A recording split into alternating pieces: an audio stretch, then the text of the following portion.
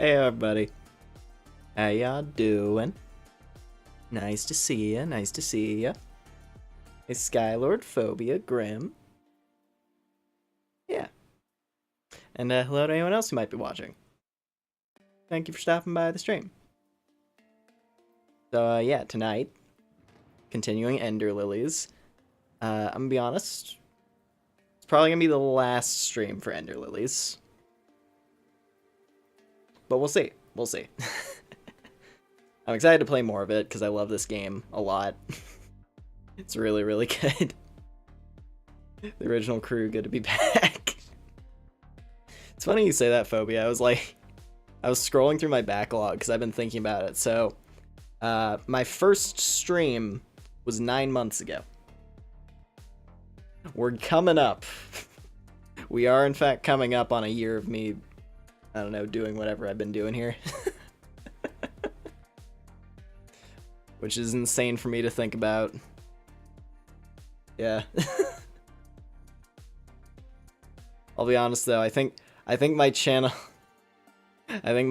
peaked when I did that one Tears of the Kingdom stream that went 8 hours, and then I was just going on a tirade at the end about why Link won't just say what's been happening. As everyone's like pondering like, oh, the last sage, oh, the Master Sword, I wonder, as I have the Master Sword and the Spirit Sage. I think that's where my channel peaked.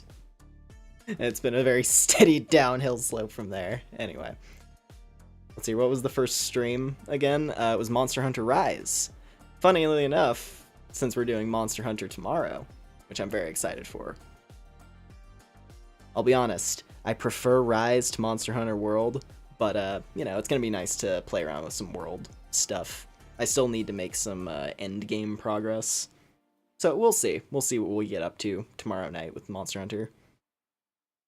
There are certain things in World that I prefer over Rise, like specific weapons, where I just prefer the moveset. But yeah, overall gameplay, I still like Rise more. And the aesthetic. Like, Rise looks more like a Monster Hunter game to me. But anyway, different subject. Different subject from tonight's stream. But anyway, let's see. Oh, yeah. So first thing that I want to cover tonight, right? The very, very first thing that I want us to look at is apparently Ender Lilies is getting a sequel, which I wasn't expecting anytime soon. So I'm very excited for that. It was at the last Nintendo Direct, the partner Direct. I saw the artwork when they teased it, and I was like, wait a minute, what? I looked at the artwork for a second, and like I heard the music, and I was like, it's another goddamn Ender Lilies game. Hello. You're telling me that Ender Lilies comes out, and not only that, it gets a sequel before Silk Song comes out? Anyway. Yeah, good news. Definitely need some of that at the moment. Anyway.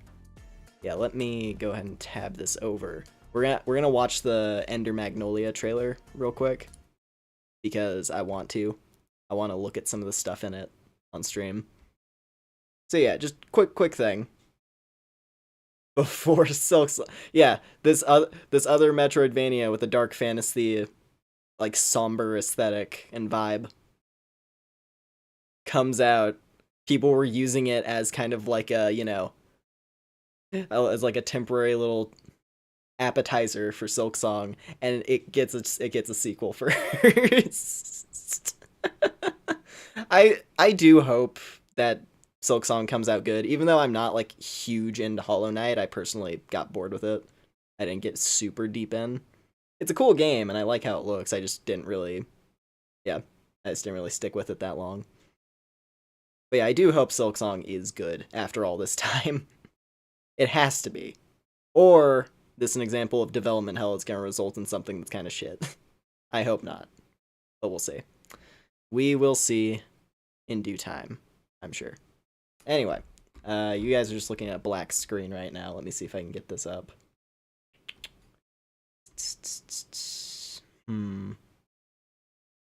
Where is my tab for YouTube videos? Is this one? Oh, kind of.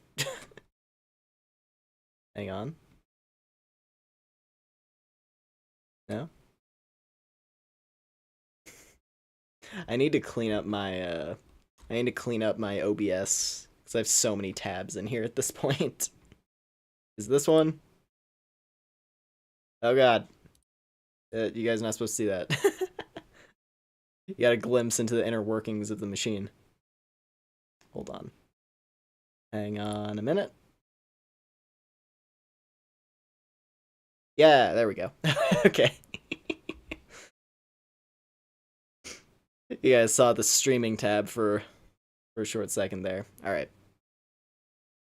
Not supposed to see what. It's just because it was, it was the technical board. It's nothing too major. All you were seeing really was just, yeah, like stream stats. Although barely even that. Alright. Anyway. Trailer time. Okay, yeah. Ender Magnolia. Let's just, yeah, go. Oh.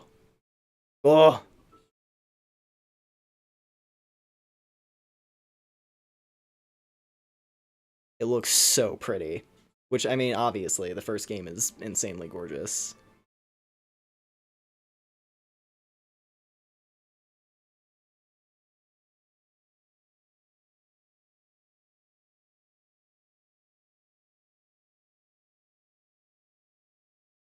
I really hope they got Millie on the soundtrack again. Wait, what? Don't hear anything? Hold on. Sorry. Hang on a minute. Okay, let me... I think I had the wrong volume thing toggled. I'm so zazzed about this trailer, I'm like mixing up my details. Been a while since we had one of those. Alright.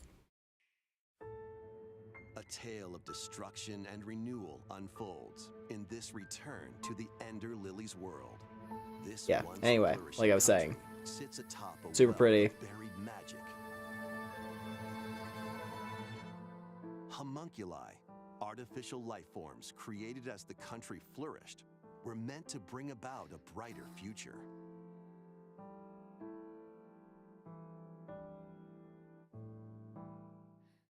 As Lilac, you'll reluctantly bond with and journey alongside a homunculus who played a pivotal role in the country's demise.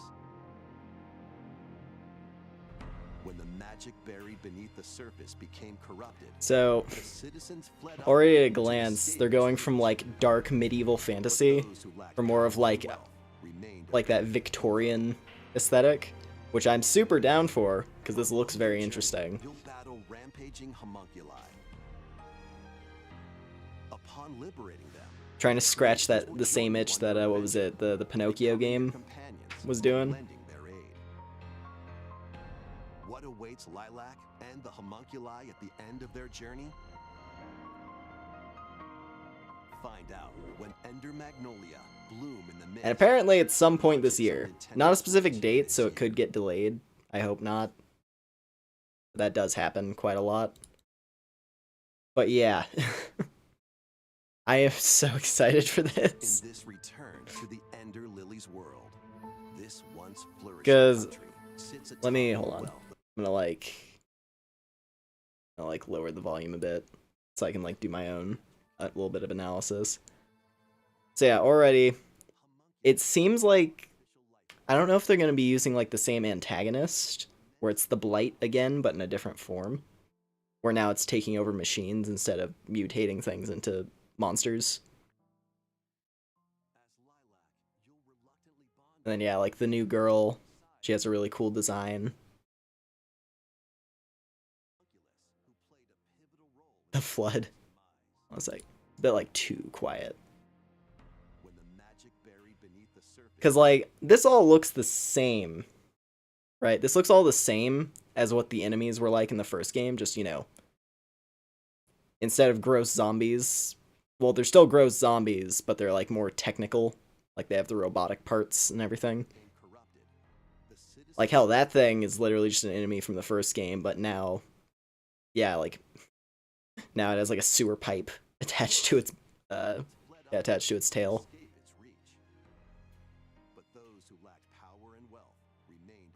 And now there's NPCs, that's another big difference. The first game is intended to be extremely lonely. Like, that's the vibe of Ender Lilies, is that it's a lonely game, because you're the last person. But this one, there's NPCs, so already very different tone there. So that has me curious. It's not just your character and then all of their, like, spirit summons that they purify. Now it's like your character plus survivors around the city. And also the homunculus robot buddies that you're going to be collecting, I assume. Along your journey, you'll battle rampaging homunculi. And already the music, just from, like, the trailer, it's, yeah. The music is one of the things that carries Ender Lilies. So hopefully, yeah, hopefully this is going to be scratching the same itch. We'll have to see. I sincerely hope that it's Millie on the soundtrack again. Because they have great music. But yeah, anyway, very excited for Ender Magnolia. Hopefully it does come out this year. Although, I'm going to be honest, this year's already jam-packed with stuff that I absolutely can't keep up with. I'm just like, I'm covering the things that I want to cover. Hell, there's a game coming out in like a few days that we're definitely doing for next weekend streams. That game that I played a while ago, Death of a Wish, I made that video on it. Yeah, it comes out in a couple days. So we're going to be playing that, for sure. Very much excited to see what the full game is going to be like. But yeah. There's something intellectual. Maybe it's... Oh, I see, yeah. You're curious what kind of info may be present in Ender Magnolia. I understand, Phobia. Alright. Anyway. With that, let me close that out. And now, we shall get into tonight's gameplay. Let's do it.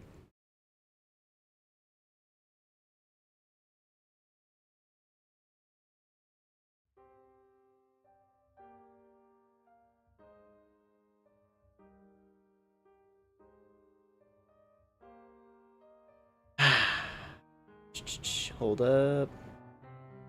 Gotta talk about the visuals. There we go. Okay.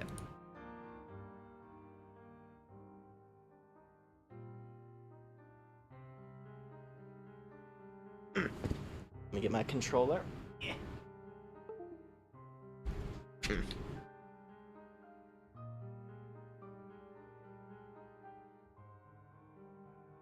There we go.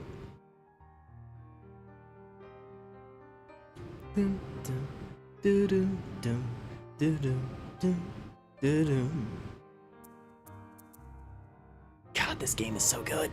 All right. So,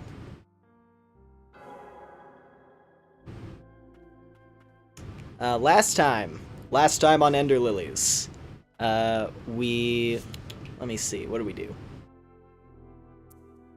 Oh, yeah. So we went through my favorite area in the game, the Twin Spires, which is a big tower. Or rather, okay, actually, technically, we finished the catacombs first. That was the first thing. Yeah, we made our way through the catacombs, which was pretty rough. I'm not a huge fan of that area. It's one of the low points of the video game. But we did it. And then we got to follow that up with the Chaser, that being the best area in the game. That has the best song in the game, of which there are many. And then yeah, we got a few new spirit summons, we gained some extra mobility options, so now I have an air dash. We have proper movement now. She doesn't just, like, dive into the floor. We zoom in. And then, hold on. I want to show you guys this boss arena. I had a throwdown with the guy who was chilling out in this flower field. This fellow, right here. And it was very difficult. He's a challenging but fair fight who forces you to get good at certain mechanics like parrying, and I honestly really like it. I think he's a fun boss fight. And he very graciously gives us the ability to infinitely wall climb, which is one of the most useful abilities in the game. Any flat vertical surface we can just climb over it now. And he also has some cool attacks.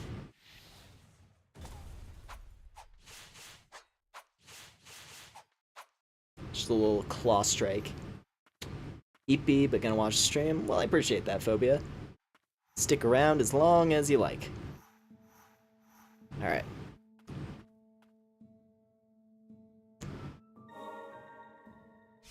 What's with the Eldritch Abomination? Oh, yeah, this whole game is just like that.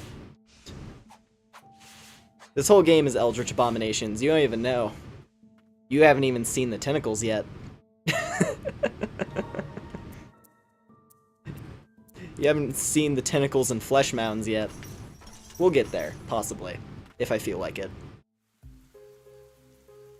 Alright. Now, I believe to get to the next area, because there's a couple directions we can go. And I'm thinking I want to go this one.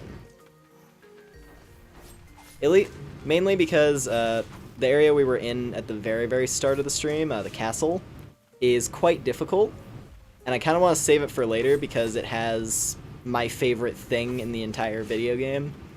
So I'd rather save that for later in the stream.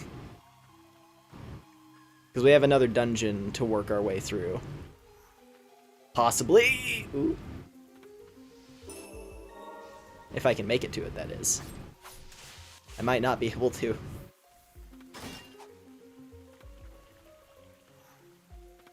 Lumen, you know I don't like those. Well, that's what you're getting.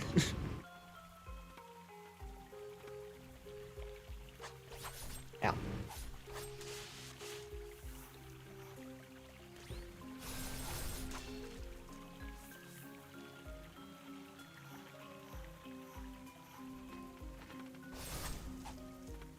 I think... Ah, there we go. Okay.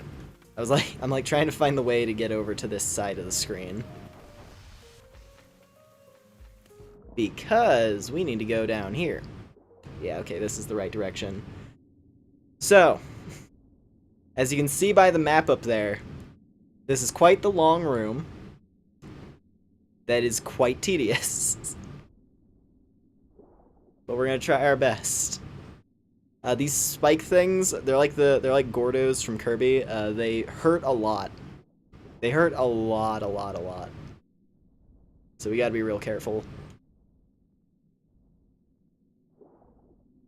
And we have to like dodge through them very precisely.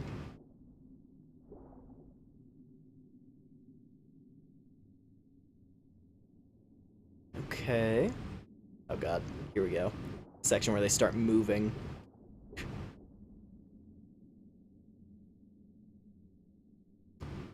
Last December you became 18. Oh, I think I remember you mentioning that, but yeah.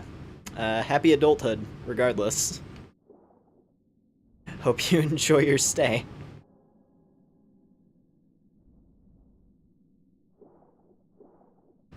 Gimme. Alright. Okay. I've only got 2 heals to get through this whole thing, so we gotta be real careful.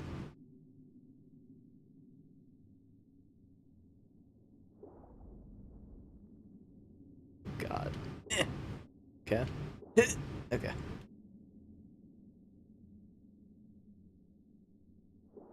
Oh no. So you can see how hard those things hurt. They are instant death, almost. Oh no.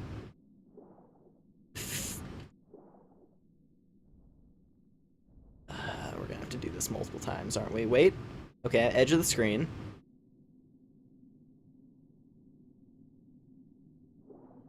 Damn it.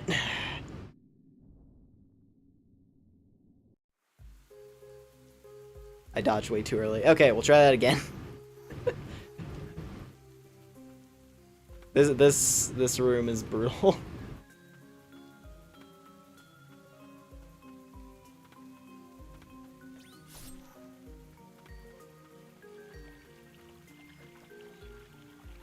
And there's not exactly the promise of good things on the other side of this tunnel, either.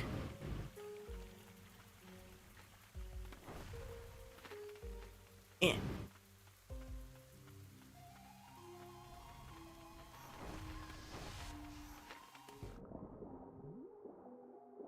Okay.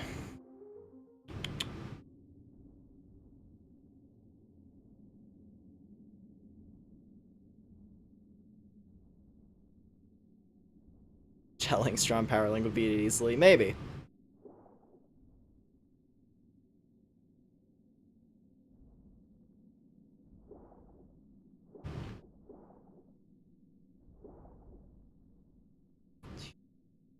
Okay.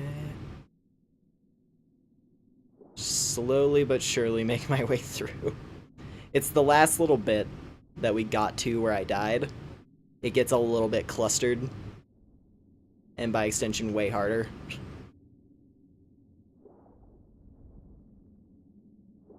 They can also, yeah, just kind of clip you like that. If you're like at the edge of the hitbox. It's not great.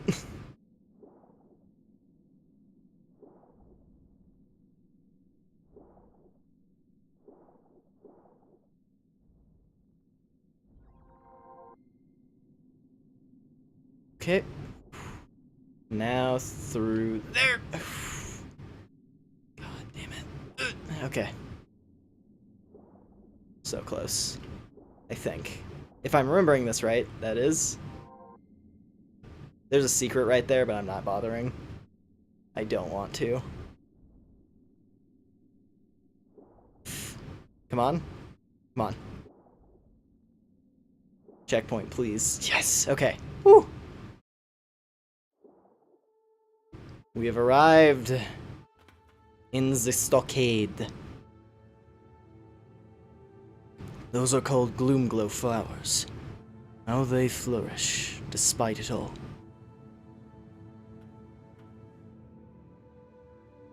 They glow oddly luminous, no matter how dark and gloomy the environment. Looking at them at night helped ease my dispirited slumbers. Someone else I knew was fond of their luster as well.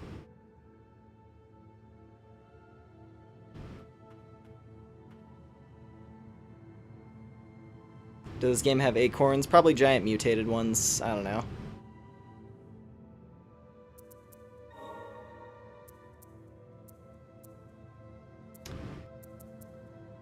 Alright, no upgrades.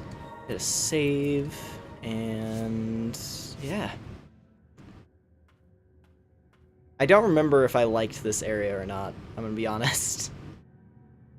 I feel like there's some good stuff in the stockade, at the very least. Alright, findings. Executioner's Vow. In the darkness of the night, our shadow protects Land's End. We are the judge and executioners of the sinners, who lay buried in the depths of the earth. We hold no glory, land, or family to our name, and offer our lives whole to serve our kingdom, until our dying breath.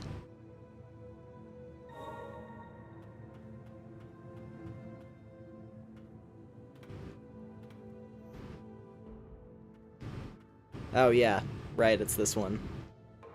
So all those little red dots on the minimap up in the top right, those are all branches. Oh no. Prison dogs. What's the item? We need to find the, what's it called? Oh. That looks important. Well, we can't get through this. Something else we gotta get first. Oh yeah, these guys. Oh god, we gotta deal with these guys. Oh, these guys are rough. Teleporty shitbags. Great. Yeah, so we have all these little prison chambers that we gotta go through.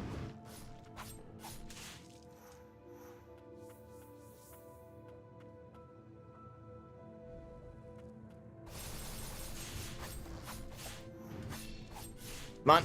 Yes. Okay. Easy. Oh, you're alive. Get out of here, will ya?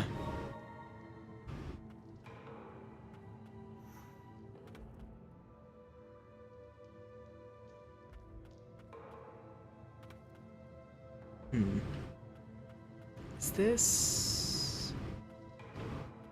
Nothing. Okay. This room is nothing. Oh wait, it's not nothing. Because there is... Hold on. Yeah, there we go. But I can't access that yet. Okay.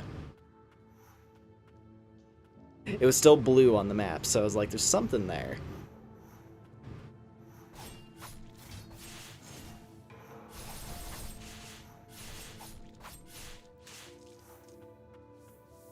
Let's see.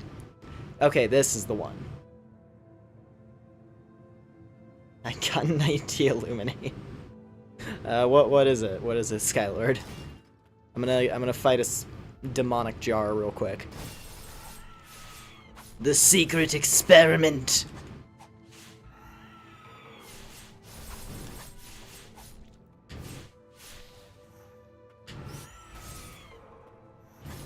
Ow.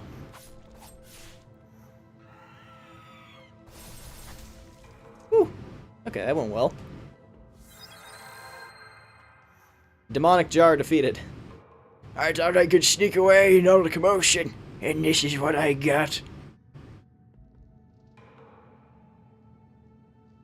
Oh, I thought Luminade was a nickname you came up with. just literally, I just repackage Minute Maid and sell it on the internet at like a triple markup.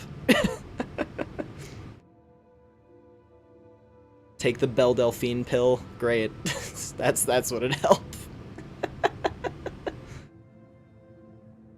Alright. Hidden test subject. Use the urn holding the test subject's body as a shield. While time blocks, unleash a counterattack on surrounding foes.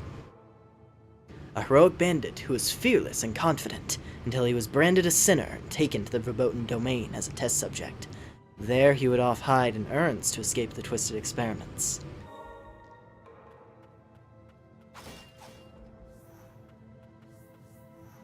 We got the jar man. Before the reign of death, this place must have held many of the afflicted.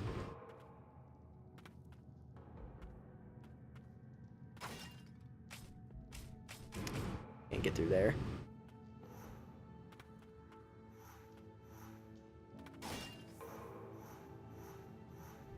Oh yeah, the assassins. Not a lot of stamina, but they do hit really hard, from what I remember. Oh. The wall climb is going to be super helpful for this place. Oh god. Oh, I don't like how that looks at all. Yeah, it definitely seems like they might dial back the grossness in Ender Magnolia. It's gonna be more like machine body horror as opposed to, like, you know, flesh body horror, which is what this game has.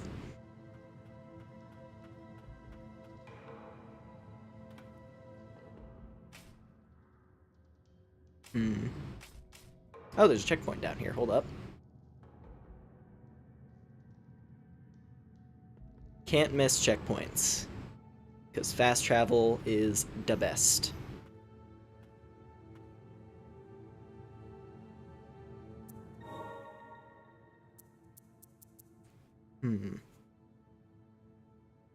Oh, he can be used underwater. That's helpful.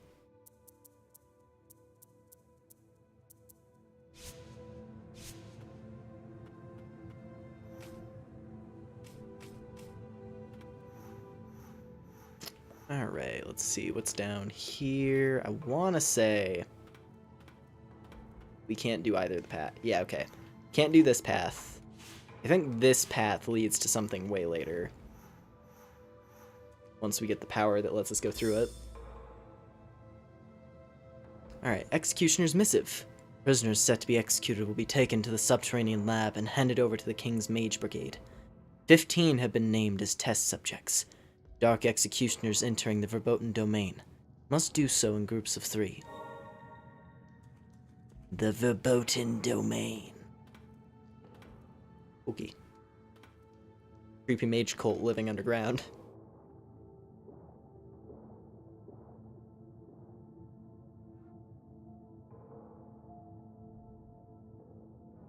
Oh god. Don't touch me.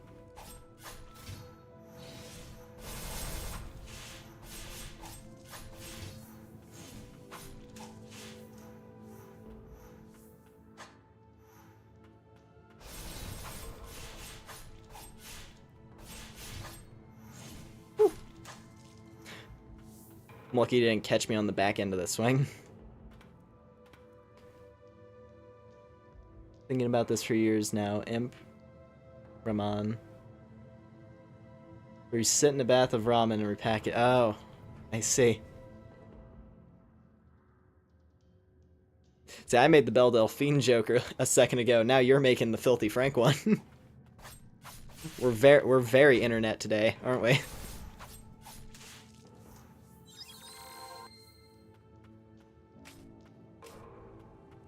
Hello.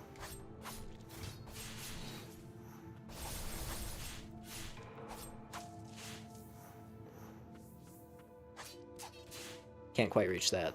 God, there's so many branches in this zone. It's insane. Ah! Yeah, okay. Yeah, if these guys can clip you, they're as dangerous as I remember them being. I was like, the assassins are pretty strong, right? And it's like, yeah, because they swing at you from off screen.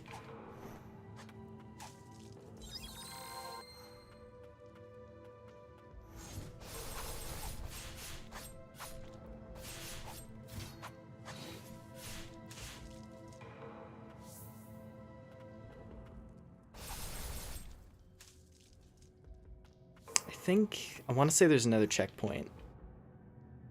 Yes. Woo. Good. Should be the Cheerios, but it's Squirrelios. Honestly, I feel like an acorn-shaped cereal would probably take off with the kids. Wouldn't surprise me. That'd be a fun cereal shape.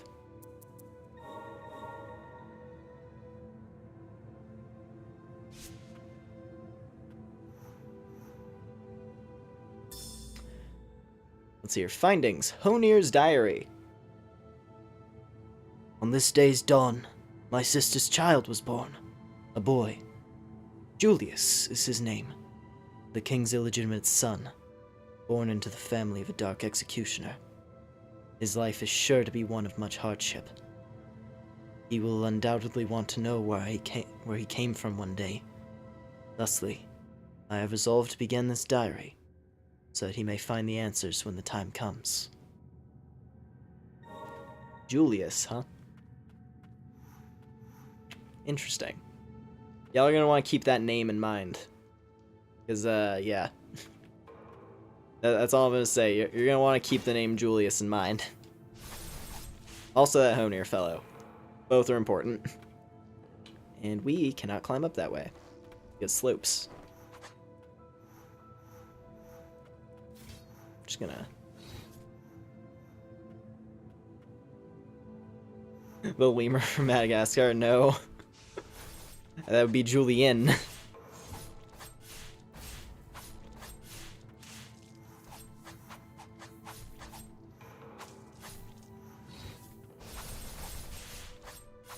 I never realized...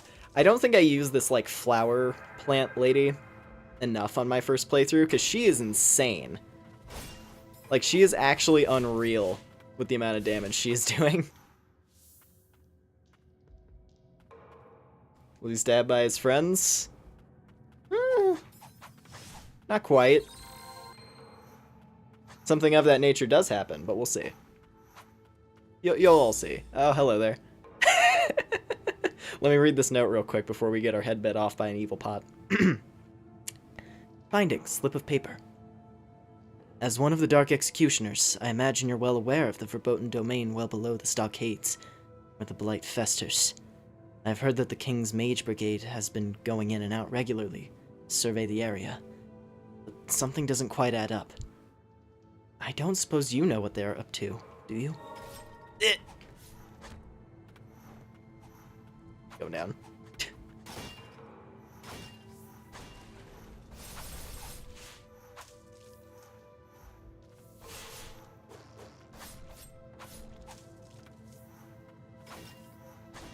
It's over here. Oh god. Oh no.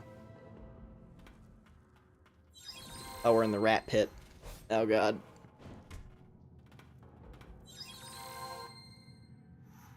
I fell into the sewers, apparently.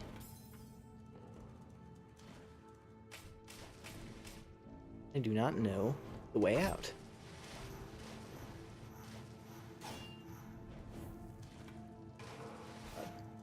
Oh my god. Oh my god. So many rats. Get me out, get me out, get me out, get me out. Oh god damn it.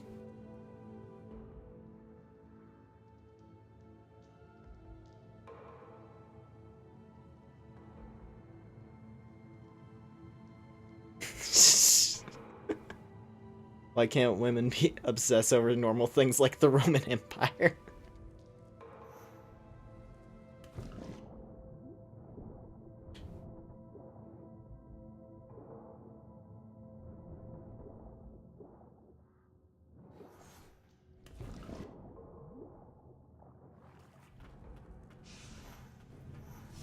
Damn it. Well, that's not good. Oh no. Okay, I'm literally just dancing with death at the moment, so let's just Oh. I think the executioner killed himself. Get off me.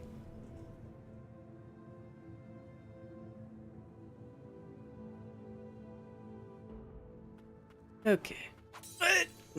Damn it. The assassins are rough. I wish some women got into stuff like cyberpunk. I mean, there are. There are women out there who are into these things, you know. You just have to actually, like... You have to, like, go to nerd stuff in person to actually meet people. Believe me, I don't myself. Oh my god, Jesus. Fucking teleports behind you over here just got me. Yeah, talking to people is important. I encountered someone in the wild, what was it? Like a couple days ago? In one of my classes, just so happens. Oh! Likes this particular fighting game that I also really like. We talked about it for a bit. It was really fun. Felt good. It feels good to talk to people about the things you like. Oh god.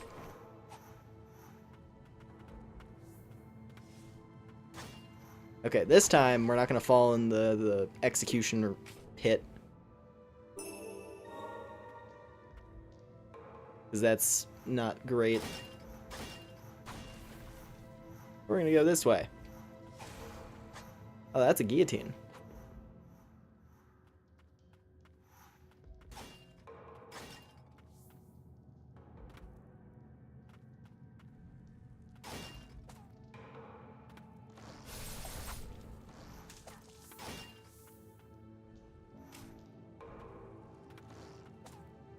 Ow.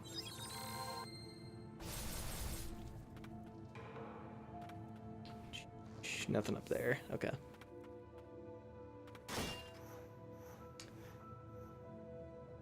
This area is quite the maze. Oh no. It's the dog room. This knife man room. Oh god. Okay, this is one of the more important characters for us to get, actually. Now I'm remembering the trial of this room is if you try to run through this room, it punishes you super hard. Ow.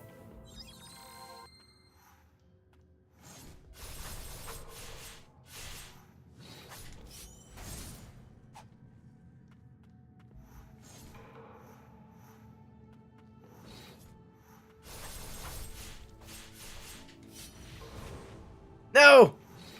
He shadow stepped right as I did my super. That's lame.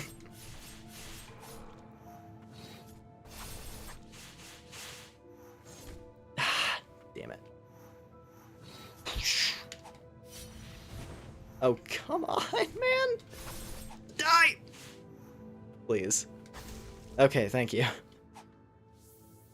God damn. Hello, Executioner Man. Don't worry about me. Hurry up and get out of here.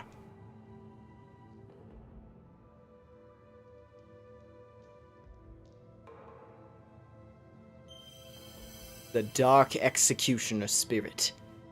This one's insane. This one's actually, like, one of the best. Music reminds you of the PS4 main menu.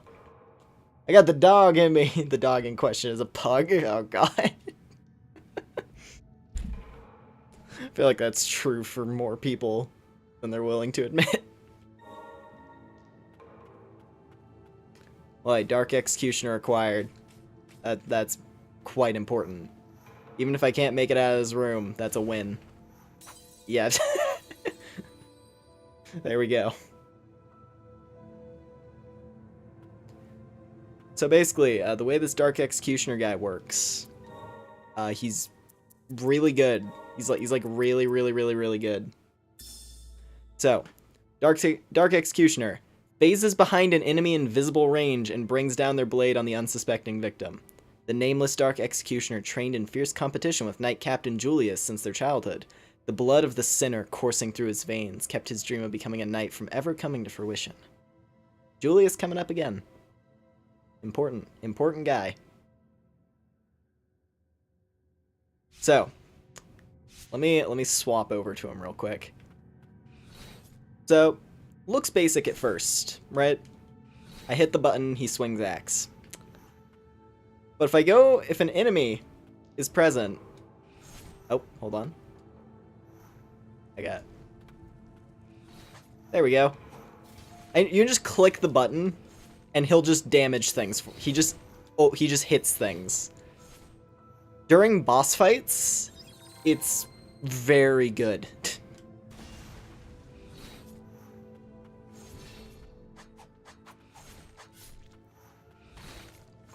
Like, you can just, like, the way he operates is you just hit the button constantly and you'll just get free damage. He's just a free damage button against a lot of bosses. Basic enemies, not quite as much, but against bosses, it's just constant damage that you don't have to aim because he spawns on the enemy and swings. Like, it definitely... Like, you can see it. You can see it. Just, yeah, it pays off immediately. Oh, yeah, and I heard about the Toriyama news. Yeah. It was one of those things where I saw it and, like, I saw people mentioning it in random YouTube comment sections. I was like, wait a minute, what? Because that was the same way I heard about Kentaro Miura passing. Was just people mentioning it. And I was like, wait, what? So, yeah. Not great. Sucks bad.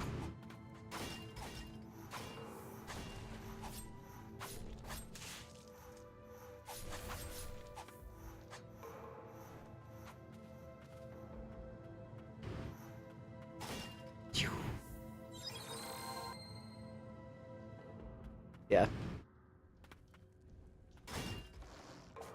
Yeah, it hurts to see just all of these, like, really great creators vanishing. Like, at least we have... I don't know. Well... I guess we'll see like what this leads to in regards to like his works. Because that is, you know, that's a question that comes up, right? Is like, oh, what's going to happen in regards to the stuff that they were making?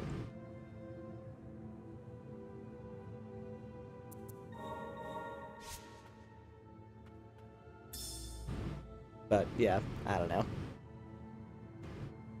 All in all, I do, like, I hope that his family and everyone are doing well. He passed away. He's younger than I thought he was. Because I could have sworn the creator of DBZ was way older. And then I looked up and like, I was like, 68? What? Like, that's, yeah. It's not good. I hope the goddess room code doesn't kick it. I'll be devastated. Yeah, don't jinx things. It's, yeah.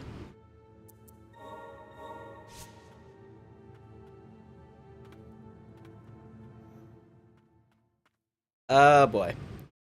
We're here already? Really? That's right. Okay. So I'm gonna say right now, this is the worst boss fight in the game. This is, I would say, tied with maybe, well, no, to me, this is the worst boss fight in the video game.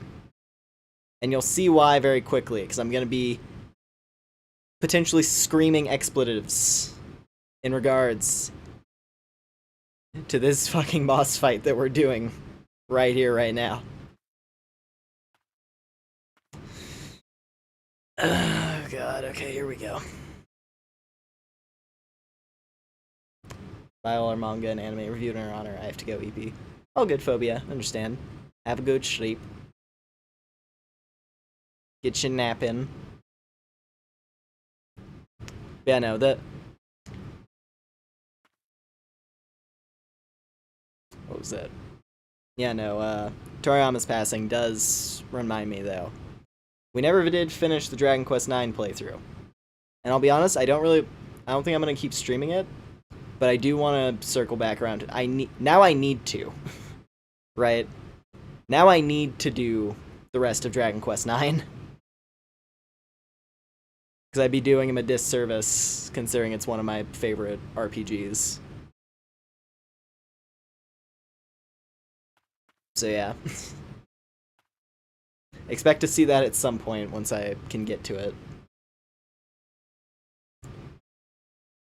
Anime Inuyasha was the first anime you're introduced to. It's a good one to start with. Definitely. Oh god, look at it. Hold on, I'm gonna... See this guy? You see this guy? It's like... hiding behind my hair right now? He likes hiding a lot. You're gonna see that in like a couple seconds. This guy. He really enjoys hiding. Alright. Hello? You piece of shit. Honir, Keeper of the Abyss.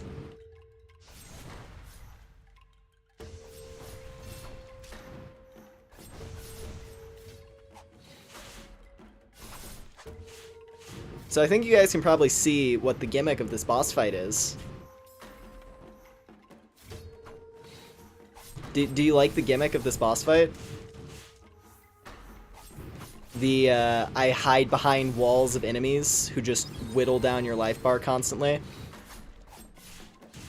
Do you like those types of boss fights, everyone? Gosh, I love those types of boss fights, right?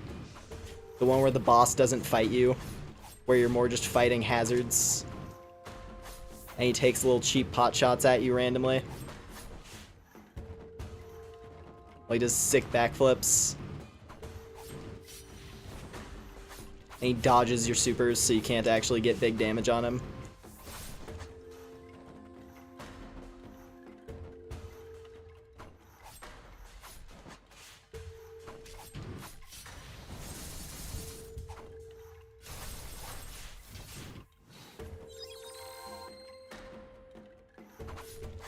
I'm out of heals already, just from like getting chipped down by the axe guys.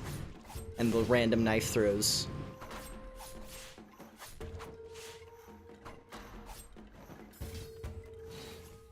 And bumping into things, because this is one of those types of games where enemies are hitboxes.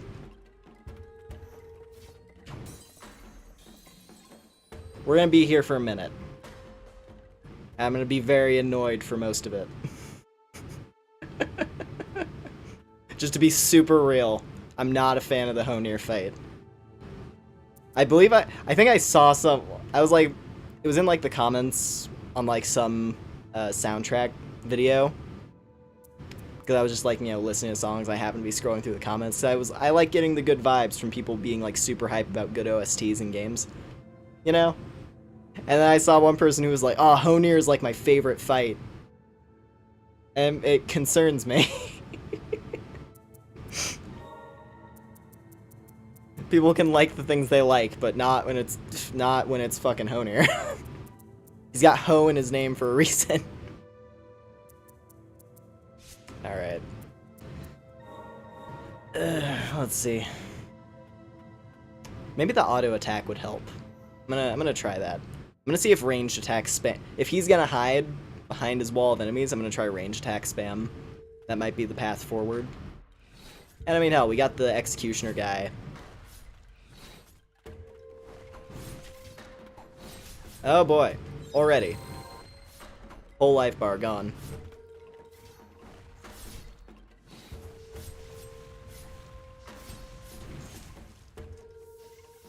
I'm gonna like stand over here and I'm just gonna like kill the executioners as they approach.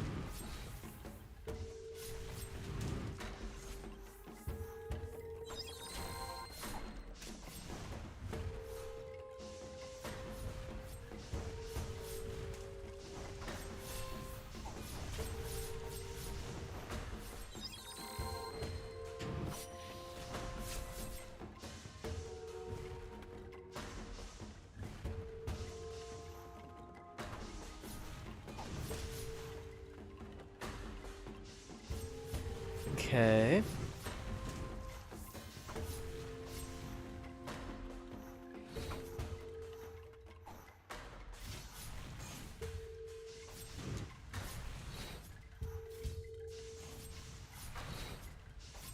I think I have to upgrade the executioner for his range to go up, now that I think about it. I'm like, I'm like, he's not teleporting that far. Like, I have to be like actually really close for the teleport to even go through, so I might need to upgrade that. Possibly. Unless I'm misremembering how he works. God damn it. That's the other thing, because of how he throws his knife, he makes you dodge into him and then you get hit with a hitbox. That is just his body. And then now he gets his aerial moves.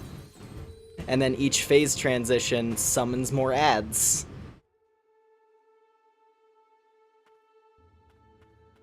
I don't like Honeer.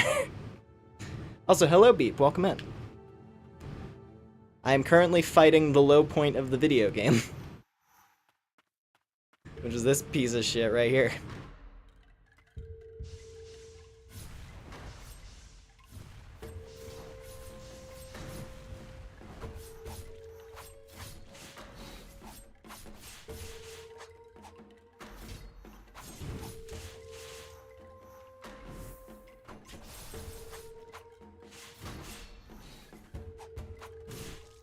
That's the other problem, is his knife throws have like no impact. So you take damage, but it doesn't look like you took any damage, but you lost like a fifth of your life bar. To a random stray dagger that just came out from behind multiple enemies.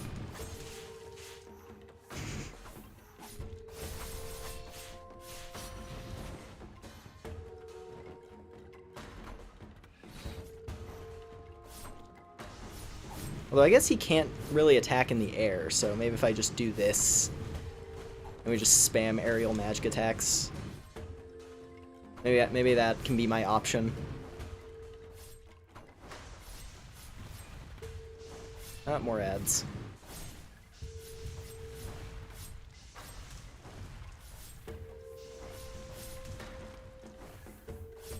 You know what?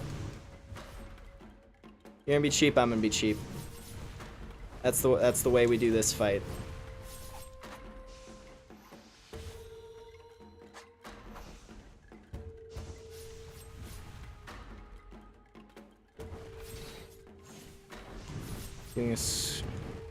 Doing a school project, but saw the stream. All right. Well, thanks for dropping by. I hope you enjoy hanging out while you do your work. All right.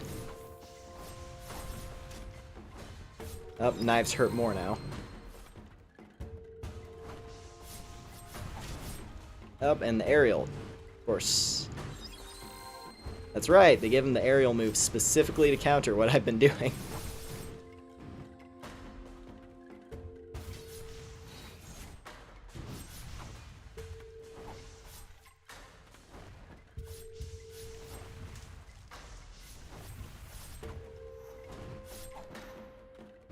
And I'm out of attacks. We're out of magic.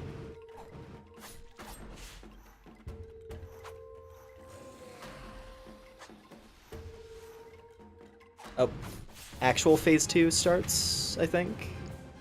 Yes. That's the other thing. You have actual phase 2 where he starts fighting you like a real boss fight, but there's still ads. So now it's just getting spammed down by a pissed off ninja and his axe boys. Anyway. Making a drama, barely have any rules, so have lots of free time. Ah, well, that's nice. Unless you wanted roles. But if you didn't want roles, then yeah, you know, just extra free time, hell yeah. Alright.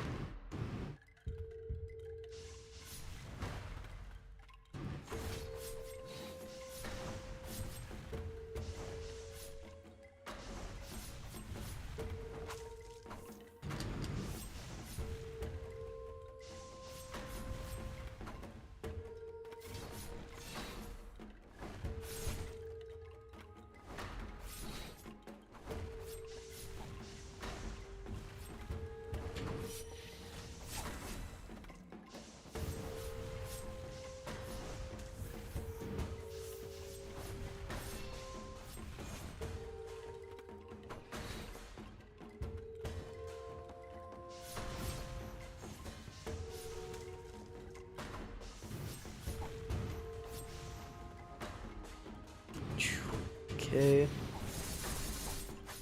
Okay, that actually landed really well. That didn't though.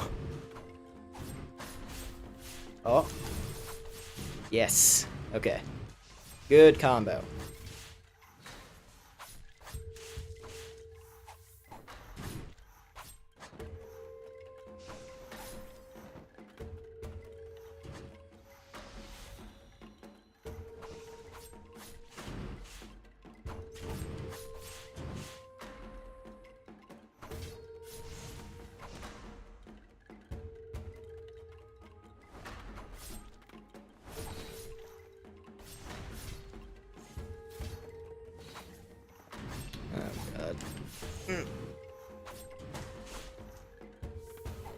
Damn it.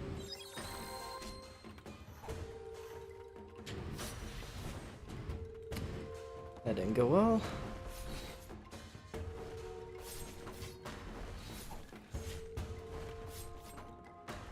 And this is where, okay, yeah, this is where all the heals get sapped. Yes, good.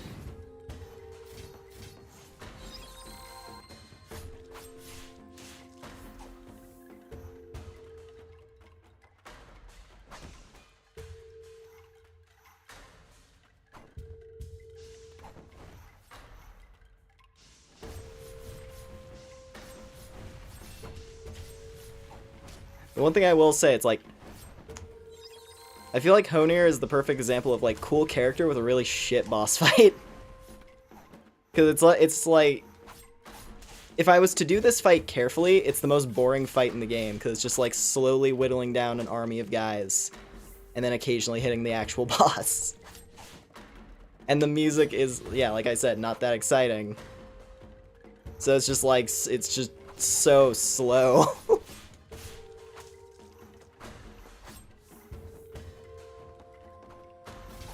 It doesn't help that the executioner guys are constantly teleporting, so you can't even kill them fast. Oh god. Fucking. Oh, fuck off.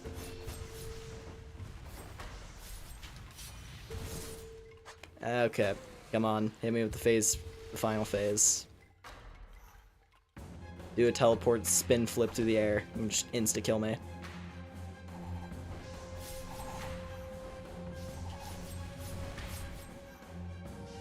And the ads are back. Damn it.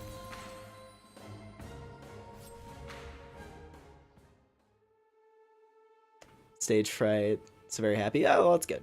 Worked out. Also, hello Gollum. Welcome in.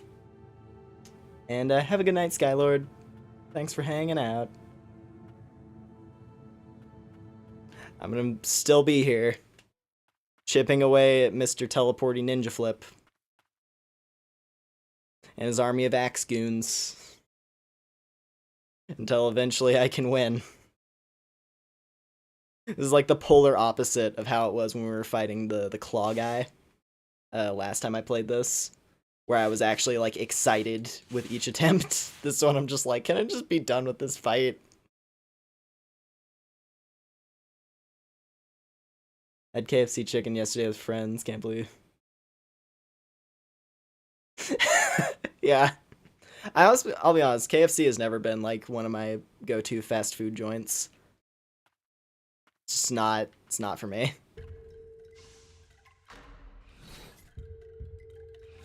Like, occasionally I'll think of their mashed taters. That's about it.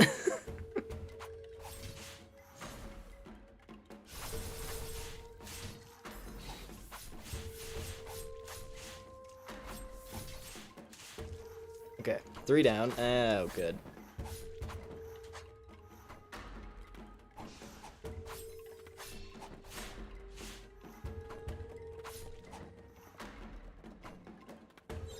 Oh, good. Oh, okay. Dodge through it.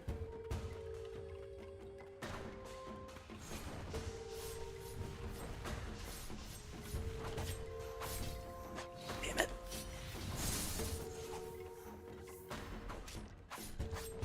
The one bright side is that you're constantly getting more experience. Like, he does give you more levels on subsequent runs because his ads do drop experience. I believe as you get higher level, you do get slightly more HP. So in theory, with enough attempts, you could just face tank your way through this fight. But that would take like fucking hours.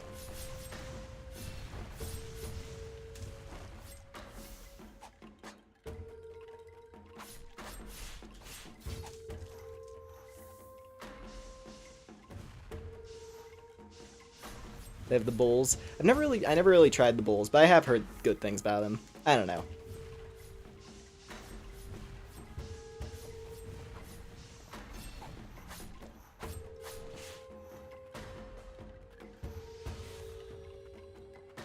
Like I said, there's it's not like personal vendetta or anything. I don't really eat KFC much at all. They do have good taste in memes though.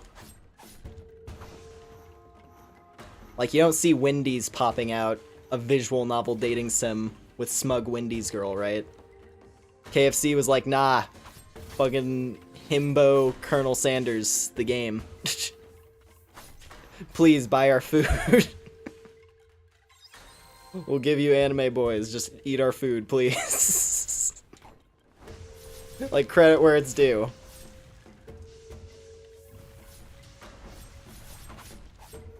They definitely wanted to get some people with that one.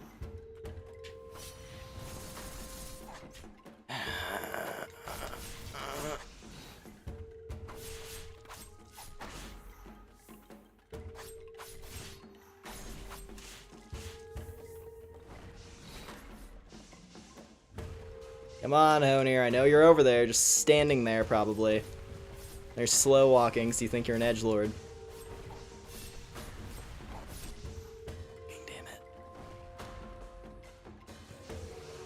Come on, throw that cape off, let's brawl. I wish this is what your whole fight looked like, instead of hiding behind ads. I would much prefer, like, ninja boss fight with a guy who's, like, kick-flipping off of the ceiling and everything over spamming me with ads and then hiding and throwing knives. Be an actual boss fight, right?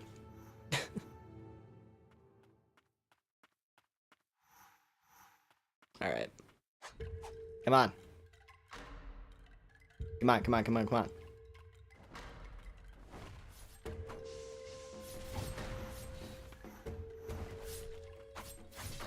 Alright, slow and methodical. A 20-minute boss fight. That's what we love. In our Metroidvania. Which normally have pretty fast combat. Although granted, I guess boss fights can take a long time in, like, you know, Metroid, since they're really puzzle-based. With, like, finding the weak point on the enemy and everything. But, come on.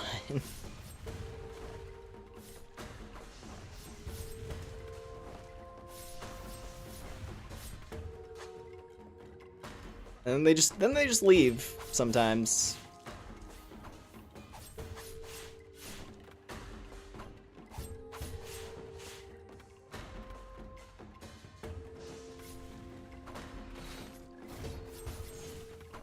Mm-mm.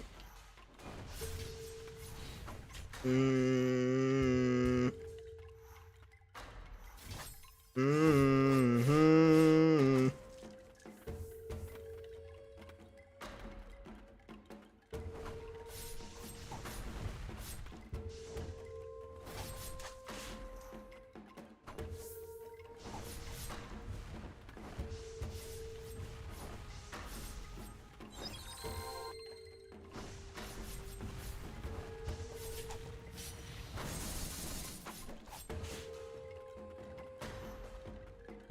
There we go.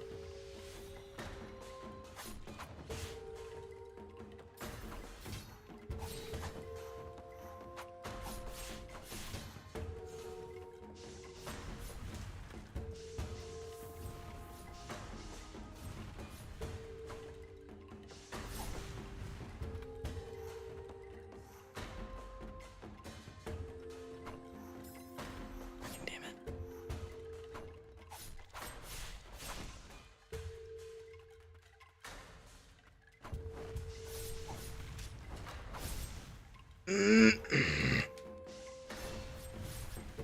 Throughout the launch right as I got the stun.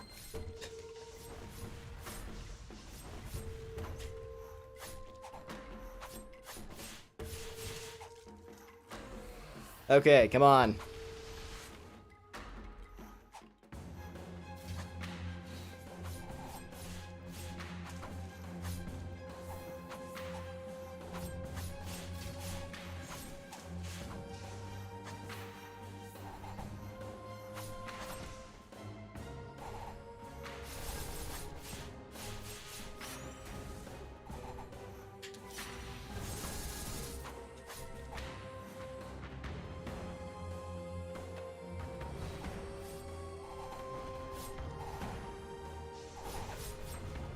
Shit.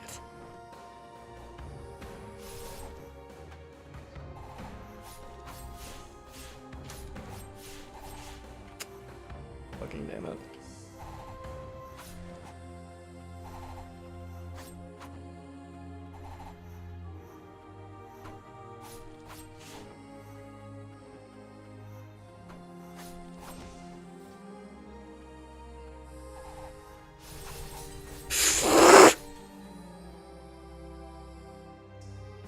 I don't like this fight. Alright, what's been going on over here? Mom and Ann jokingly said that I would have made a good housewife. Oh man. You've been designated housewife. Strange times, corporate beef on social media. I always thought that stuff was really funny. Honestly. Like, there's the cringe aspect of it of, like, ew, like, the fucking normie corporations can't use memes. But I got a kick out of it, at least for a little bit. Also, there was lots and lots of cultured fan art, which I appreciate.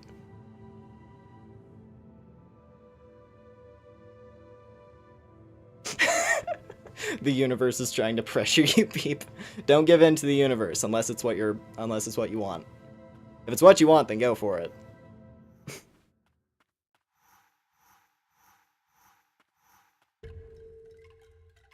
Okay, Honir.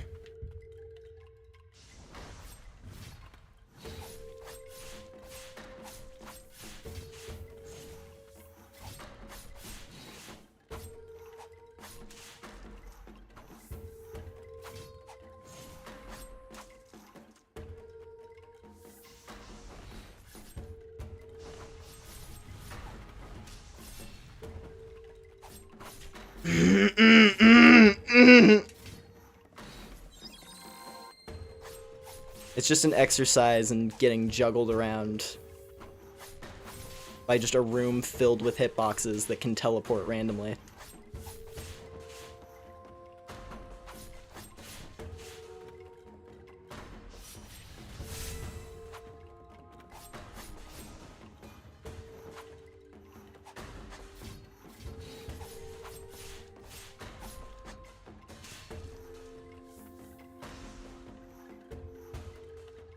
Honestly, if I had a heart... This would be a great time for me to have, like, looked into how to get one of those heart rate monitor things set up. Because I can guarantee it would have been at, like, 150 on the last run.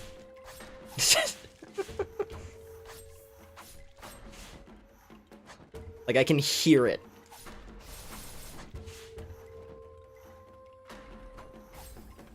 Fucking damn it.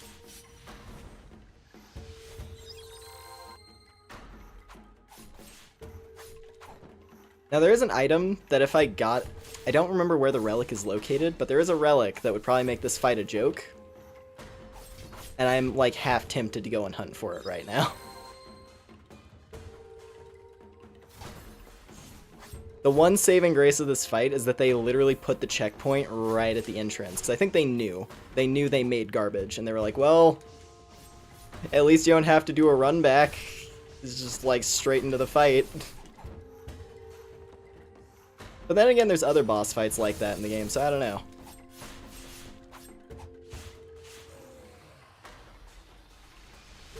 Okay.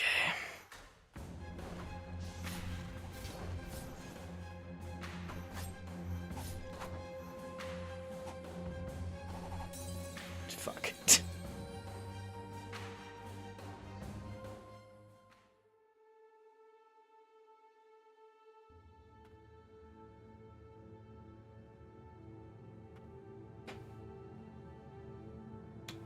Let me just because I want to remember, like, is it accessible right now? Because if it is, I'm gonna go get it. It's like the best relic in the entire game.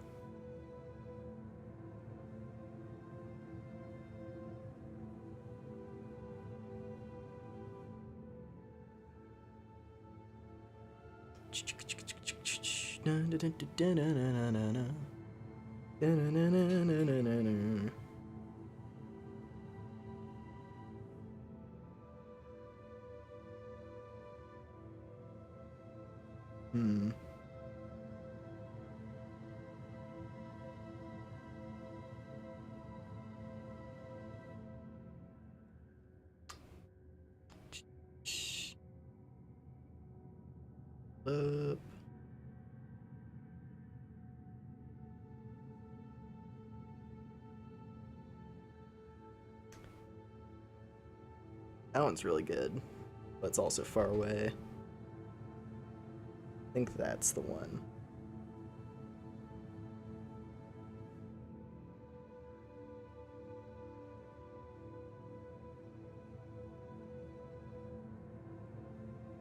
Okay. Is this available right now, or am I still a ways off?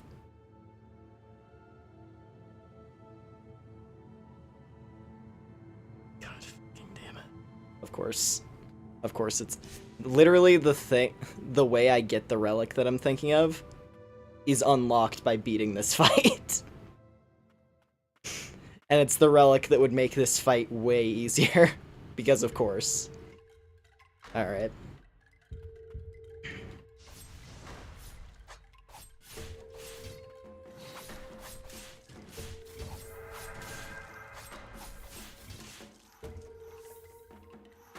Oh yeah, cool.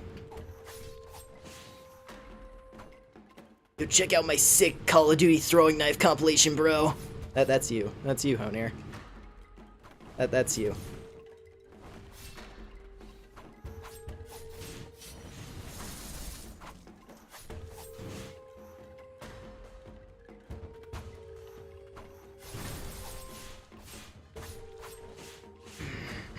Oh god, fucking damn it.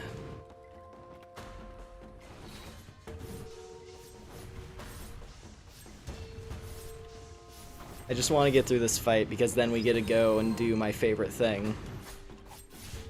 But we're just gonna make our way to my favorite thing in the game.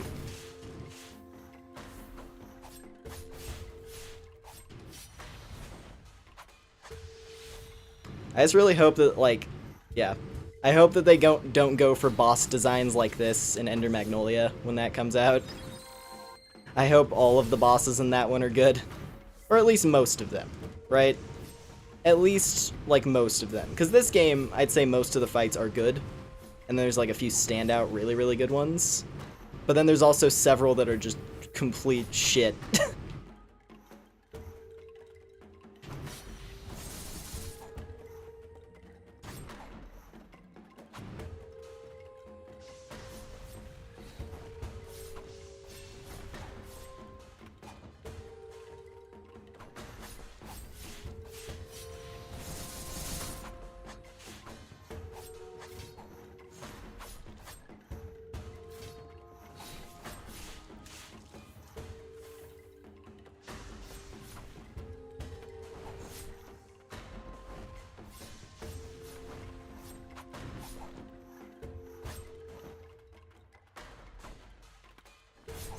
Oh!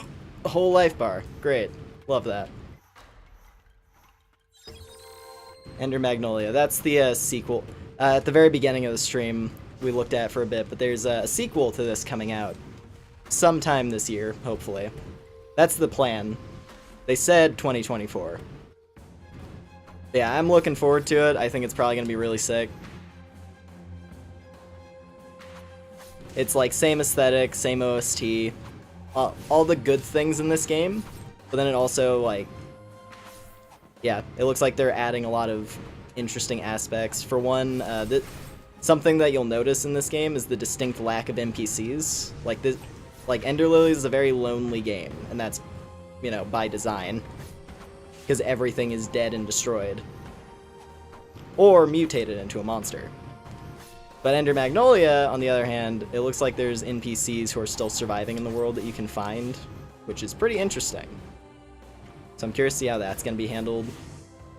They might have like a more fleshed out, you know, like quest system, and, like, you know, things to do besides just going fucking bullshit, going around and fucking killing things. I'm looking forward to it. It was on the, what was it? The previous Nintendo Direct. Like the Nintendo Partner Direct.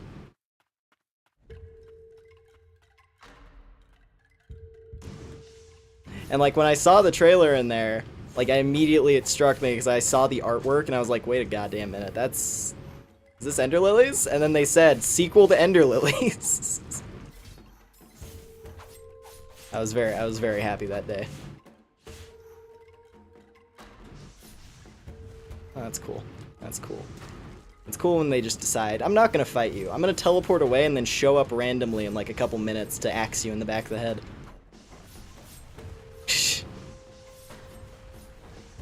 Or just face tank for the boss for a second.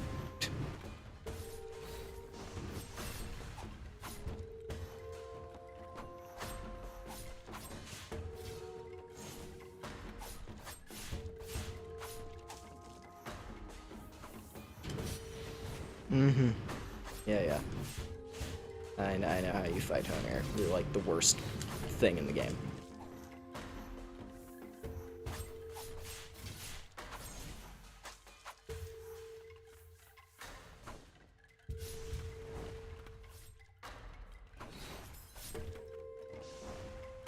And like it's saying a lot saying Honir is the worst thing in the game, because there's a whole enemy type that shows up later that would make me commit war crimes if I was less in control of myself. If I was a more unstable human being. Oh boy. In regards to a very specific lump of flesh later in this game.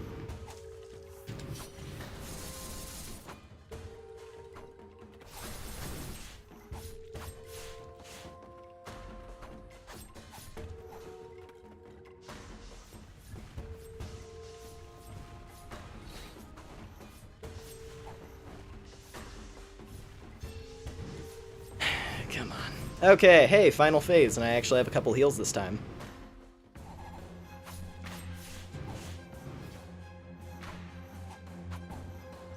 Fuck.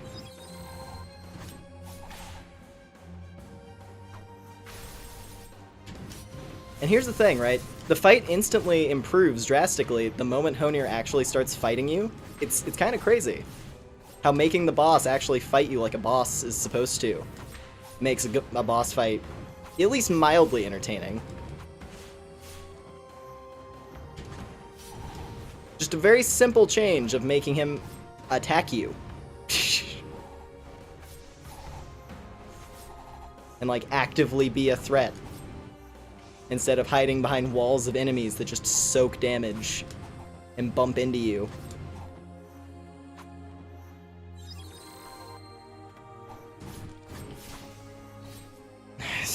Fucking, are you kidding me? This is just super. After all that, after I was so excited getting to this phase with some health,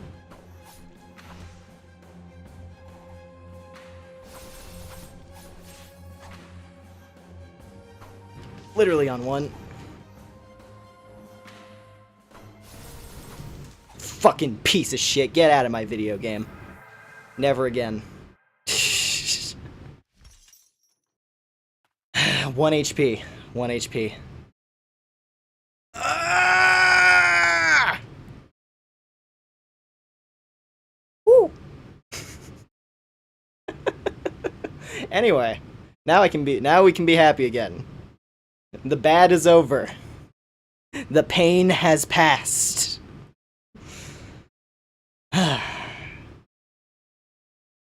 Oh, man. It's ironic how when I play story-based games, I don't care for the lore, and I only care for the gameplay. Because my stuff.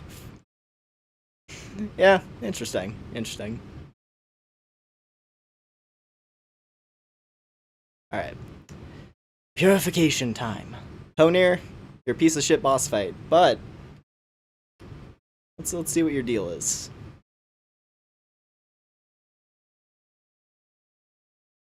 The all-swallowing blight flowed out from the earth around us.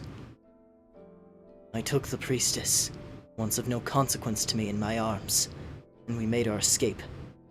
Chased by blighted fiends, we wound up somewhere most morbidly ironic. Fate delivered us to the execution grounds, a place I know all too well. And something happened that day that I'll never forget as long as I live. The White Priestess of the Fount, down deep in the verboten domain. She who carries the burden of blight, who saved everyone I care about. She called out to me for help, saying, I, who bear the burden of blight and suffer for your people, I have one humble request. Though our roles differ, we each are tasked with serving our kingdom. We are devoted to its protection. To that end, I must ask that you let no one violate these grounds.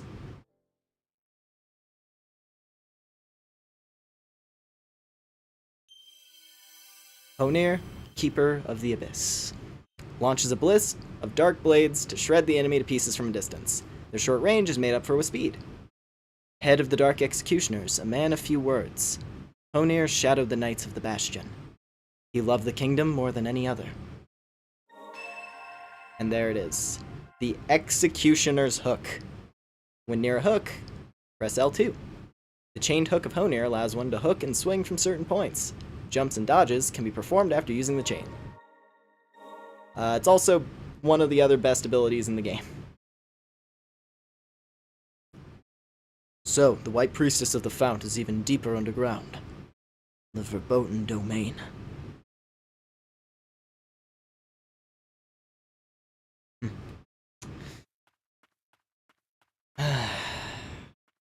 God, I'm like dizzy after that.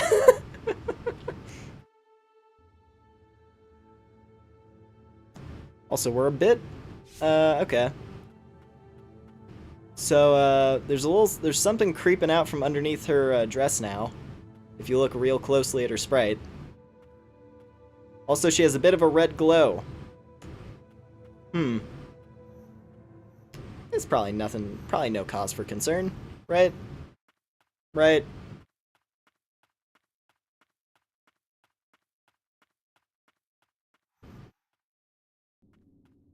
Here it is. I wonder if the White Priestess made it out of here. We get an extremely nice grappling hook to play with.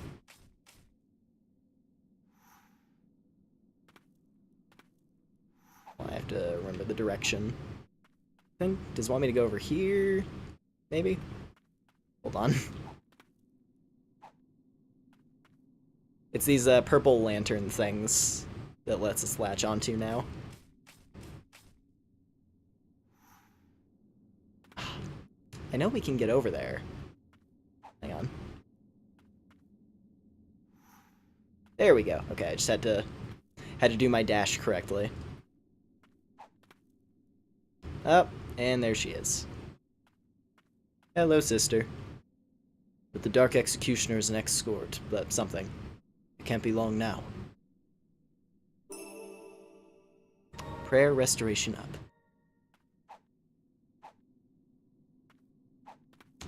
Starting again, have to go now. That's all good. Thanks for hanging out, Pete. And hope your school stuff goes well.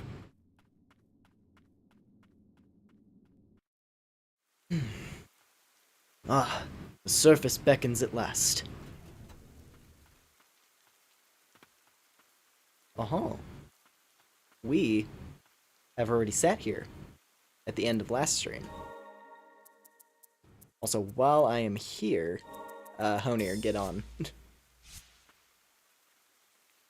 Because like I was saying, annoying boss fight, but really, really useful spirit. Like, his attack is so good. And we have like 120 knives. So you can be really, yeah, you can use it a lot. Don't have to be frugal with that ranged attack.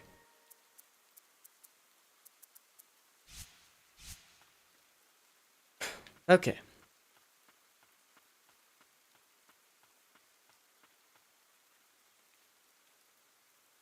Oh, hello there.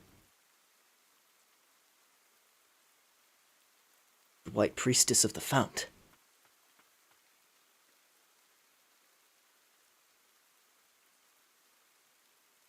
The fountainhead lies beyond.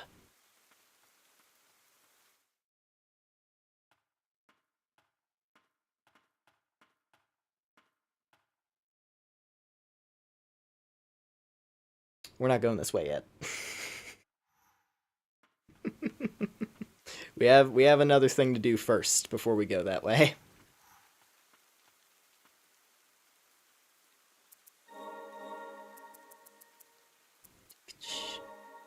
Because find it. God, my map must be... This map looks... I imagine this map looks atrocious to anyone who's a completionist. But that's partially because I'm not doing, like, you know, a 100% run of this thing. I'm just, you know, I'm playing the game because I feel like playing the game. I mean, hey, the timing lined up well because of the sequel and everything. So now, it is castle time.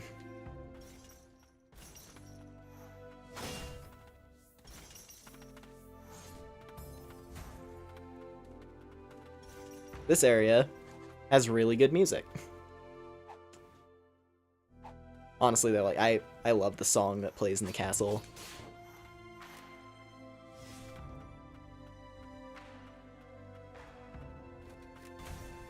Ooh, ow. Yeah, the knights are a little bit more aggressive here. Ooh. Also, coming here after getting the... Because here's the thing. We could have done this place next. Essentially, we had the option of either doing this place or doing the stockade. Doing the stockade first makes this zone way easier. Because the grappling hook gives you so much mobility. Like, it's actually insane. Ooh. Also, I just realized the thing that I wanted to get, the relic that I'm after. Yeah.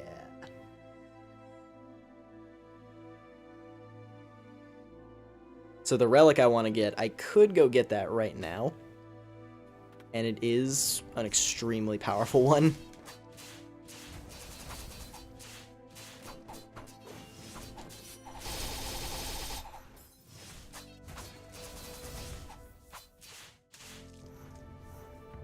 Let's get this real quick. Royal Aegis increases maximum HP. That could be a good one.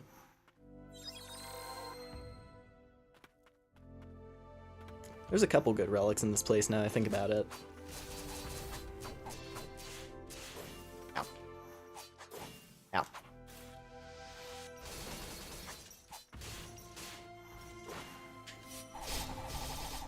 Ooh. Ho, ho, ho.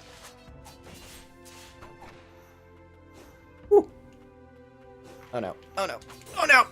Damn it. Okay, I'm gonna go get the relic that I was thinking of.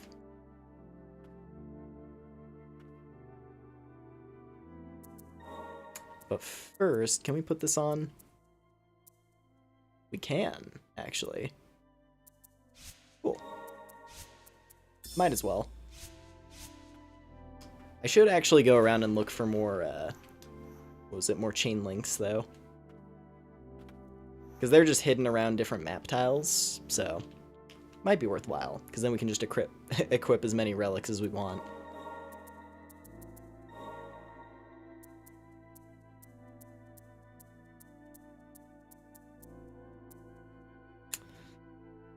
Let me go here real quick. I think this one used the grappling hook, or was this a climbing one? Oh, yep, grappling hook. Perfect. Perfect! Now let's get this. Nice.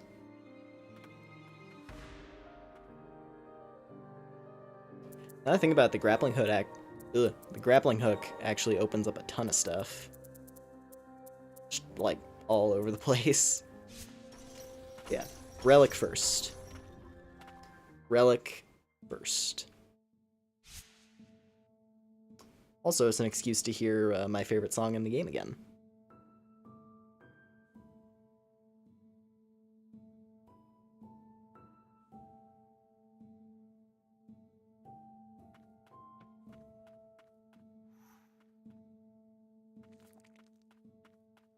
Alright.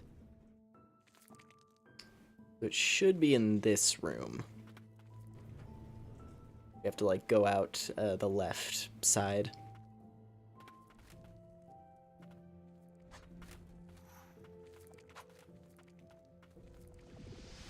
Oh god. Oh god. It's... Oh, I remember now. Yeah, it's this spot. Here we are. Yes! The Immortals crest. Recovers a small amount of HP when you deal damage. In a game with limited healing, like severely limited healing, insane. Insanely valuable item. Although I think it does take a decent amount to equip it. So we gotta, yeah. Probably should go around and get some spirit chains.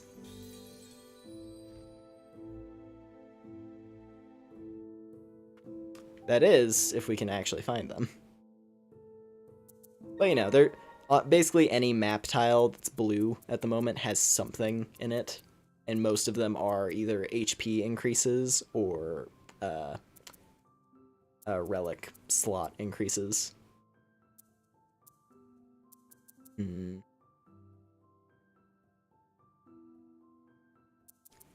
Probably dip out on these two for now.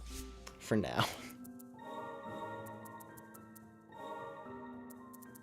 I'm definitely going to want to equip them again, though. Alright.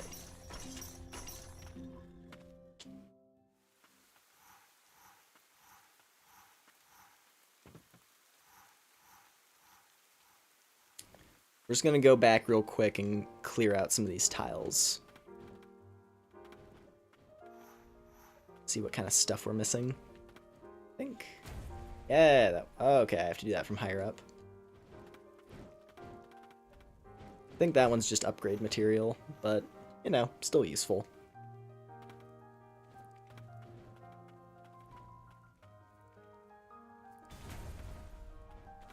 Oh, nope, it is a chain of sorcery. Perfect. That's exactly what I wanted.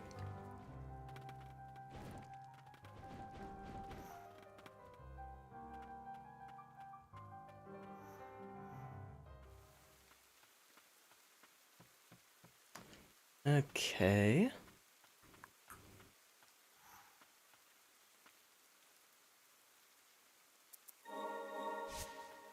Oh wait, yeah, we can swim now. Hold on.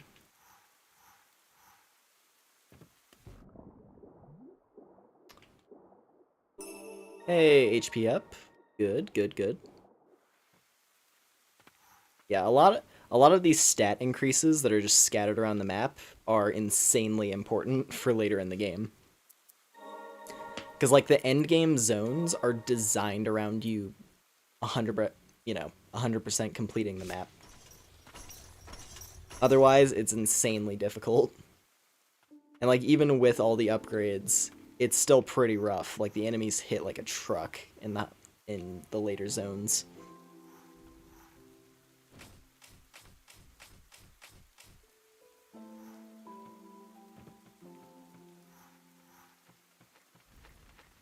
Ooh. Oh. Hey, there we go. Broken music box. Interesting. Already went down there.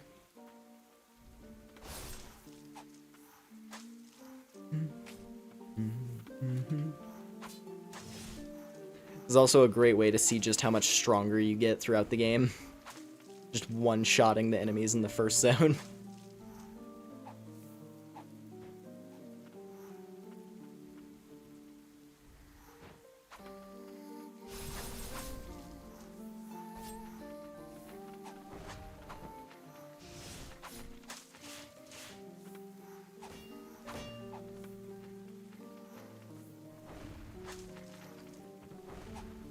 Come on.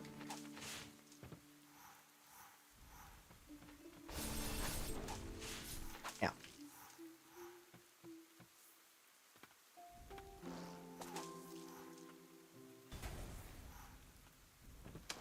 Ooh.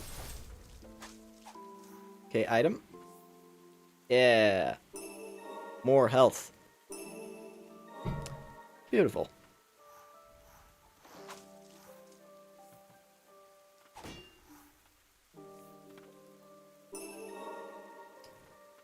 Alright, and the screen is cleared. Ow.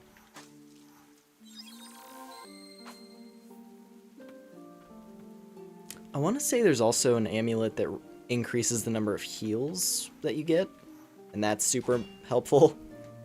Like, I'm pretty sure you're able to get up to 5 total once you have the right relics.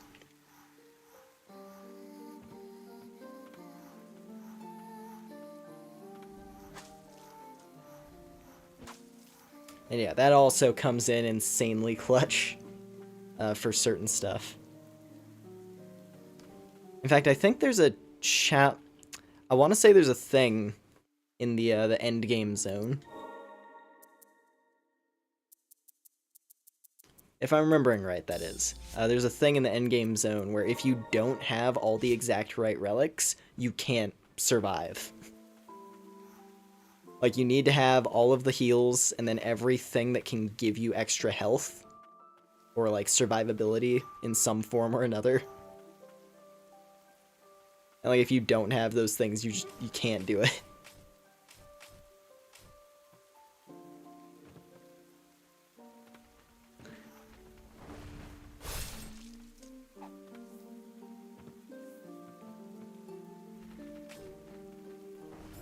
Yeah. Yeah.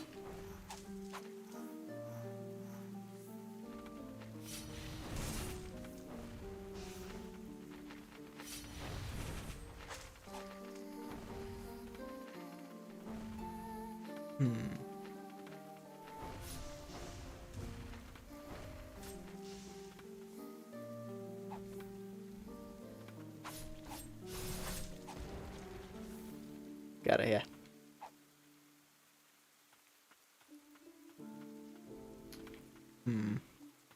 How can I do this?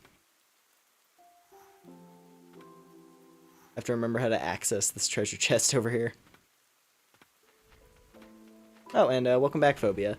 I finally beat the boss. I think you probably missed the entirety of me doing the Honir boss fight, but he's a bastard. He's a huge bastard, but we got him. He's this ninja guy who throws knives. And his entire boss fight can be summed up as him hiding behind armies of dudes with axes who are constantly teleporting behind you or away from you. Yes, that's a good one. Increases the amount of experience acquired. But anyway, yeah, Honir sucks. But we beat him, and now we have a grappling hook. Dio. Dio, but less fun. Dio if he was, like, trying to be an edgelord and, like, wasn't funny in being an edgelord. Like, if Dio was, like, yeah, anyway. It's... yeah, just annoying teleporting knife guy boss fight is done. And now, I'm just going around to collect some things so that I have, like, better stats and can equip more amulets. Or talismans, rather. Artifacts, relics, whatever. Point is, I'm trying to increase my numbers. Unfunny Dio, basically.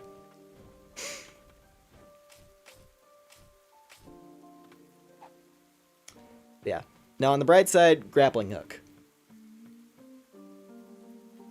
It's like, downside, shitty boss fight. Plus side, grappling hook and amazing attack. Because this knife is honestly an insanely good option. For just like a slight bit of range. Like, it's so fast and it tears through enemies.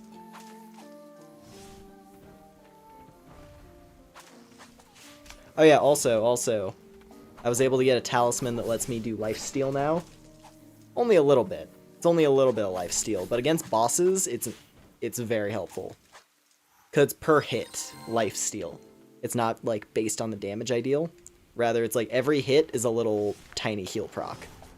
So against a boss, where I have to do, like, you know, a couple hundred hits probably to actually finish them off, I'm able to get a good amount of healing going. Yeah, vampiric attacks.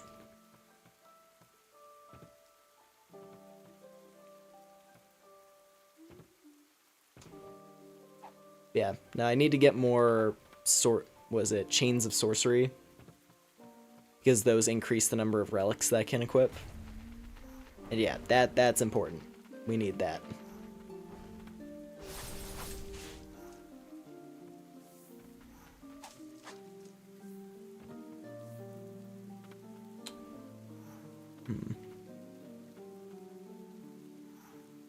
Aha, there we go.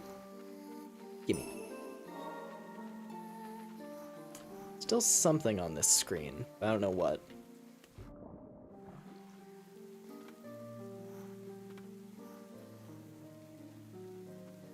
Ooh.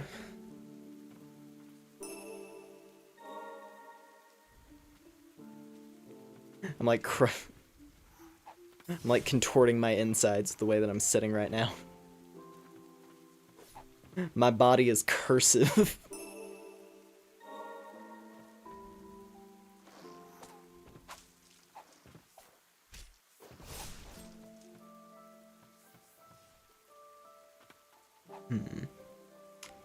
Oh, okay, something up here.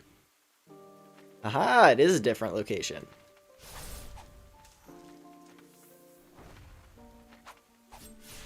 With stronger enemies, if only by a little bit. Oh yeah, no, they're noticeably stronger. I guess considering I do need the grappling hook to make it up here, these guys are balanced around like that same difficulty level. Makes sense. Oh, I know what's up here now. I was thinking, I was like, what's in this area? And it is Big Dog, Cliffside Hamlet Elder. And he is quite strong.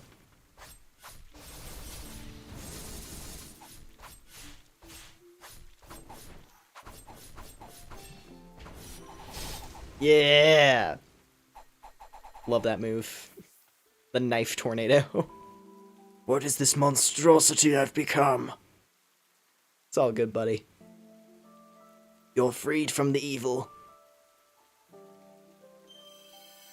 Cliffside Hamlet Elder. Their bloated body arcs up into the air, landing with force enough to level the surrounding area. The rain rotted and melted the Elder's body, fusing him with his cattle into a monstrous anomaly. Yeah. The big thing that the blighted rain is kind of nasty. It's literally like melding living beings together. That's like its whole deal. There's been several instances of it. There's like a guy who got turned into a bird. There's a lady who got like melded with her dog and literally just turned into a weird mutant dog. And now I have a guy who turned into a cowman.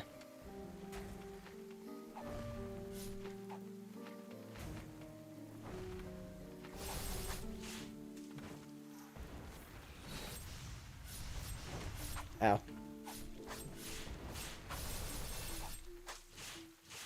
Yeah, multi-hit attacks are super good with the lifesteal. That's like the main reason to use it right there. Ooh.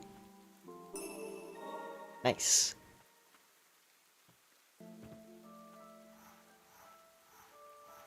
Like if I can land the flower lady and then Honir's super attack. If I can just land those consistently, it's huge.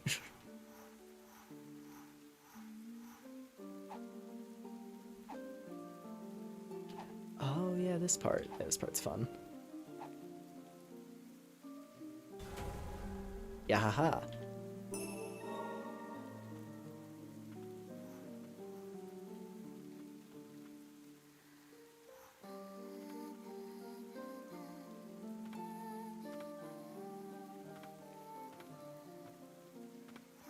Okay. Let me do a little rest. Let's go back into the castle. Let's try and make a little more progress in the castle. Oh, it only costs 1 point. That's really good, actually. Okay, I'm gonna put it on for a bit. If it turns out I really need the faster healing prayer, I'll put that back on, but yeah, extra experience, huge. Just better numbers. Or better numbers faster, I should say. Alright.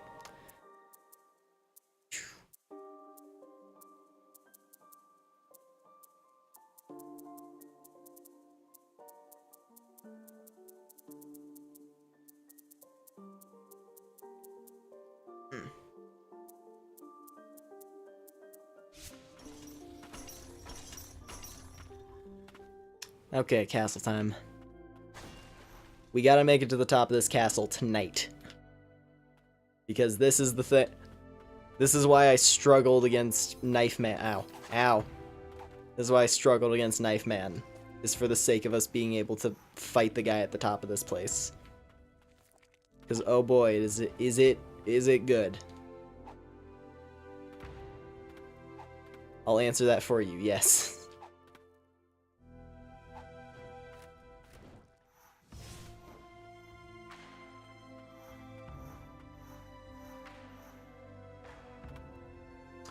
That room was a little threatening. Try this room. Oh, right. Yeah, big thing in this castle, lots of these battle chambers that they, like, make you fight through. Where it's like, yeah, duel these enemies in this room. And then we'll let you proceed. Whole lot of that in this dungeon.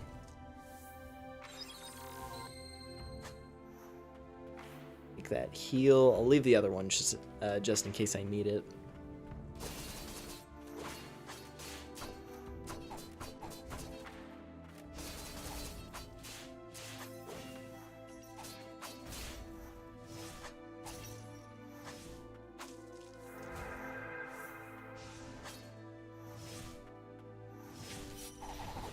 Damn it. I thought I turned around. I did not.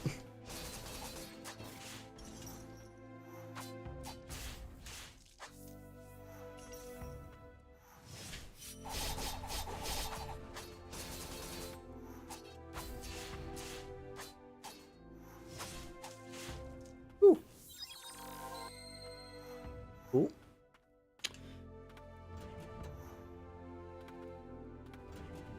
There we go. Nice. Elevator, get. I'm gonna grab this heal.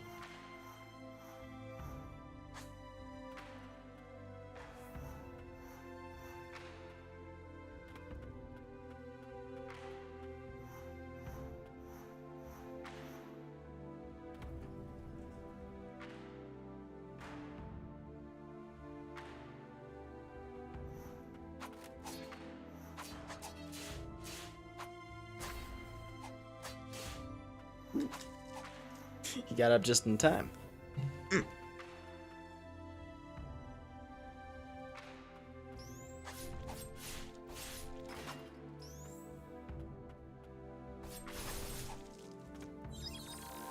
That's the other thing. They really do hit you with like the late game vibes with this zone.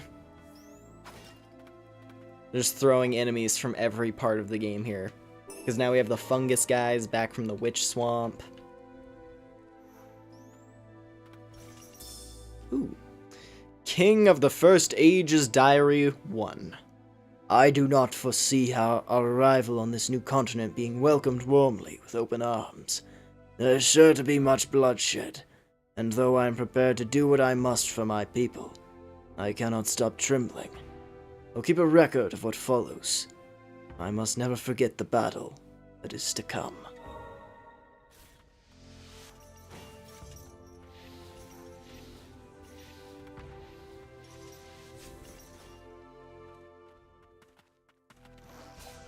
Oh yeah, these horse guys are intense. Can be a little rough if you don't stun them quickly.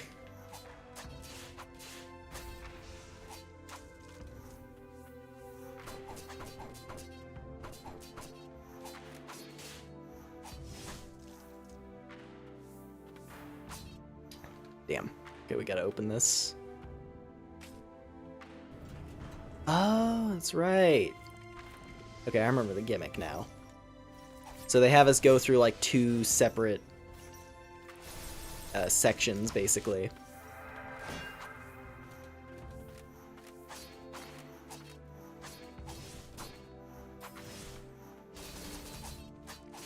And then, once you make it through the two different areas, you unlock an elevator, and that takes you to like the second half of the zone, basically. Oh. Alright. Well, in that case, let's go over this way now.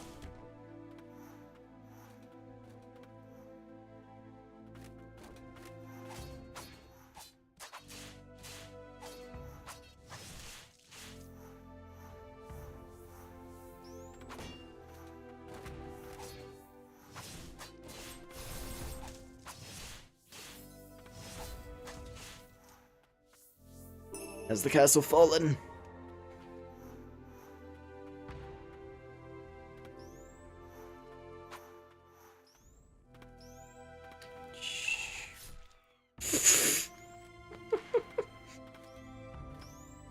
Just gets sniped from across the screen by some, like, shadow magic. It's like, oh boy. Let's not go in that room. Ah, damn. It's fine, I'll have heals this time.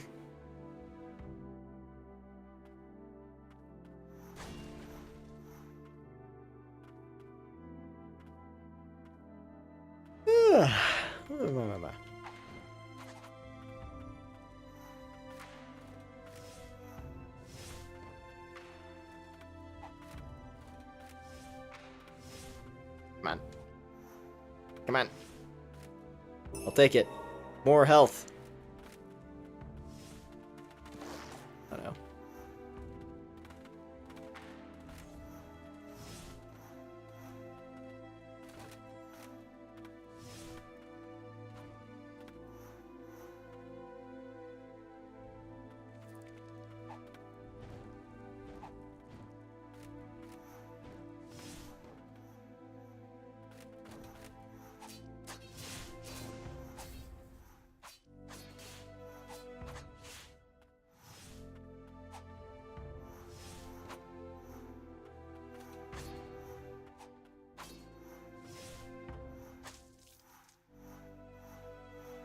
I like the Royal Knights. They have a cool moveset. And they're fun to dash around and fight.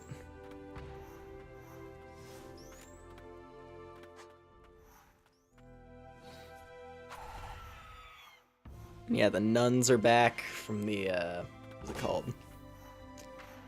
Forgetting the name. The catacombs. Yeah, the nuns have returned from the catacombs. Also, hello, bench.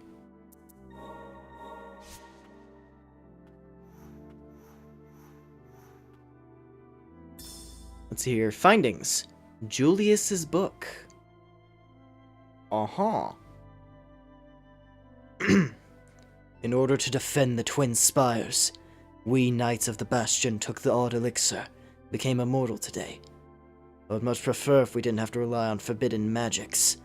But even if it means making ourselves undead, we must protect our great nation. Even when stained with the blight, a knight must never lose pride in their duty.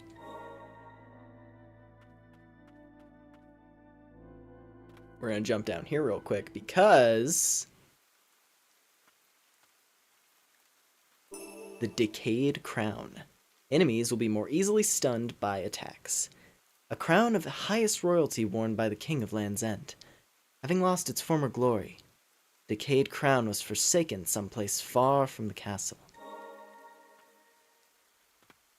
Oh, hello there.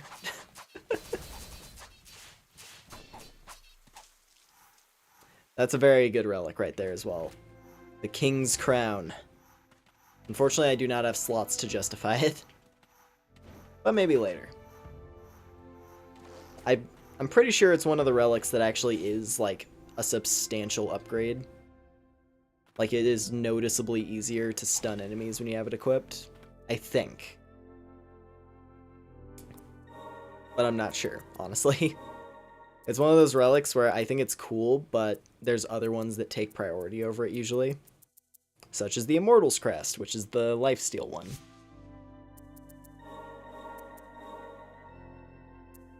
Alright.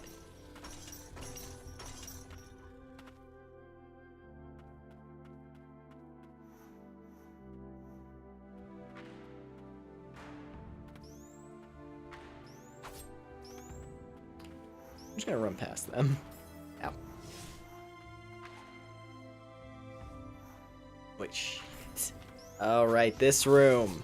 Oh, I remember this room. Oh, this room sucks. It's a good thing there's a checkpoint right next to it.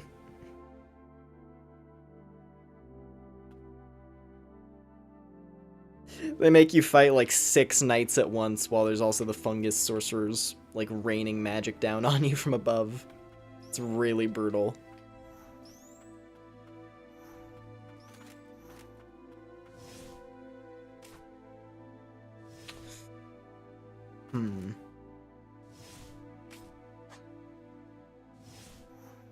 No! I think there is a way. If you're precise enough with that, you can skip this room. But you gotta be, like, really precise. Alright, well, the fungus lads are all dead. Oh, wait, not all of them. There's one left. Okay. Now it's just the knights. No, it's not. It's one more. Oh.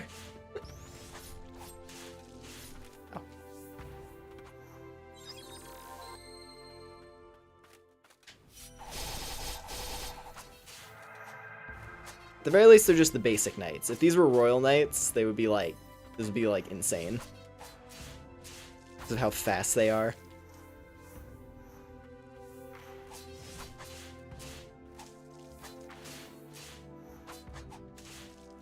There we go.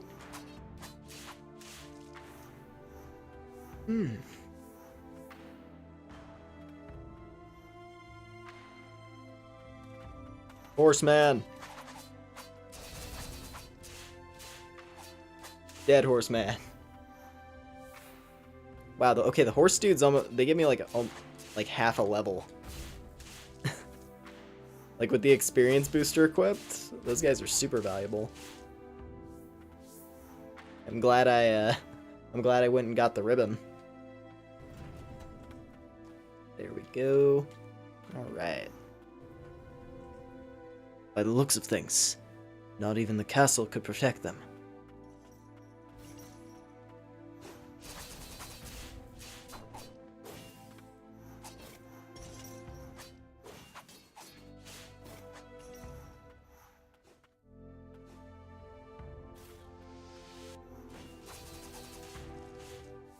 Yeah, nice.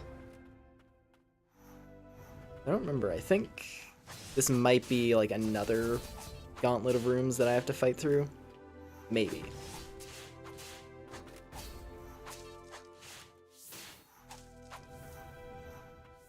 Yeah, that's exactly what it is.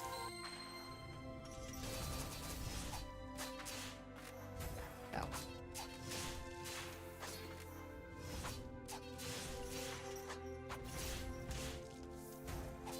I want to say there's a couple of pretty good spirits that we can get here. Like, at the very least, I think the giant knight, like that guy with the greatsword, I think it's like him and the nun are located here.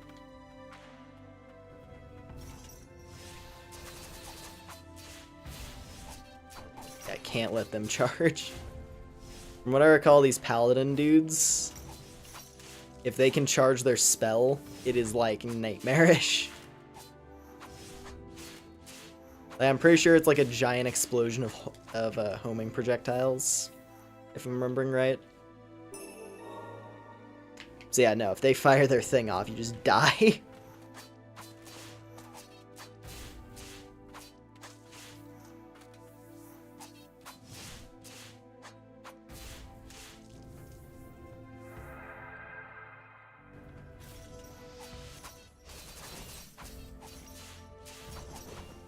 Ow.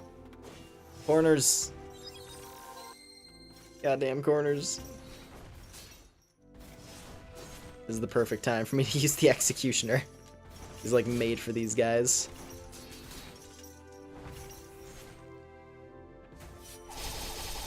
Yeah, that's some good lifesteal.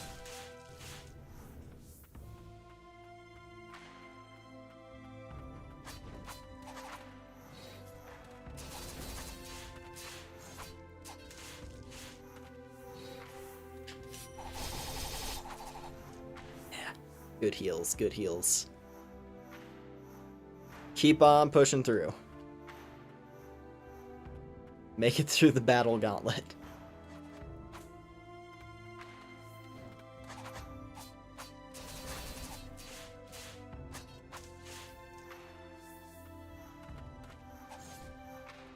Oh, this room. Wait, are we already... Wait, are we already there? We're not already here, are we? Really? This area is shorter than I remember it being. Wow, okay. King's Chambers, we made it. Let's have a little read first. King's Note 1. At long last, the abominable lord of the blighted land has been purified. I am beside myself with rapt relief. The blighted have tormented us for many long years, but now I control them. Tied as my hands were, I had no choice but to afflict my subjects to deal with those damnable wretches.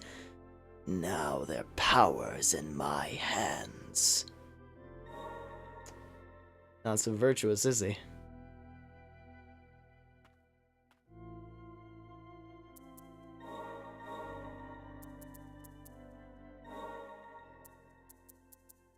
Oh, I'm so excited. 2 hours. Honestly, faster than I thought we would be. But we made it. We are now at the best part of the video game. Hold up. Checking some stuff. Okay. Do I want to... Let me think. Do I want to explore more of the castle? Do I care about exploring more of the castle?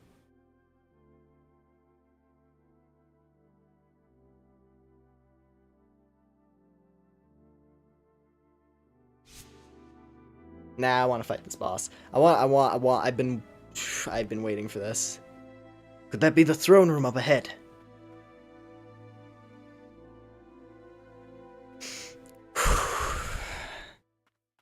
Well, I'm gonna crank the game volume just a little. Just a little. Because I need you all to listen to this. The King of Land's End.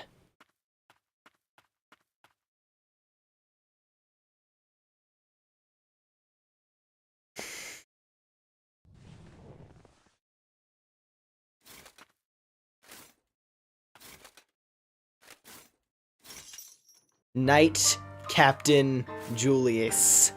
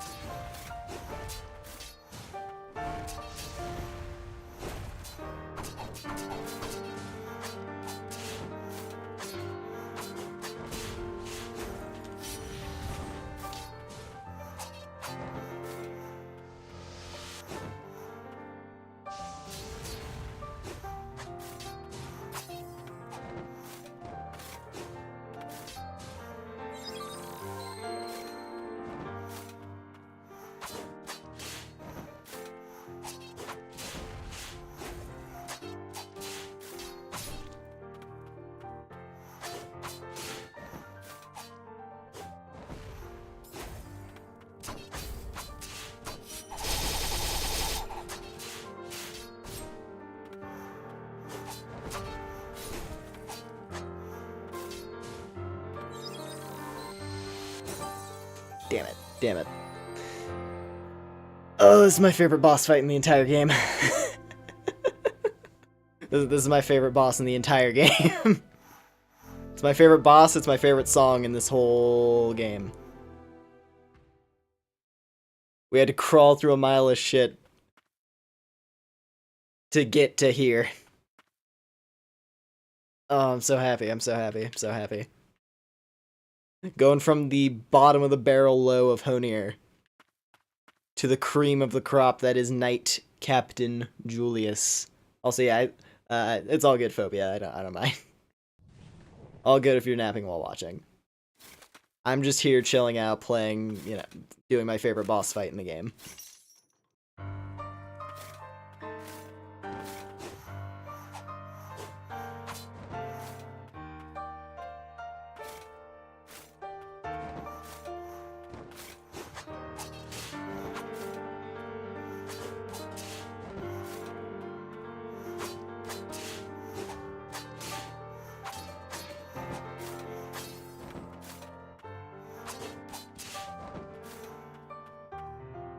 Also, apologies for, like, just going dead silent during this fight. Because there is some focus that goes into it. But also, I like listening to his music so much.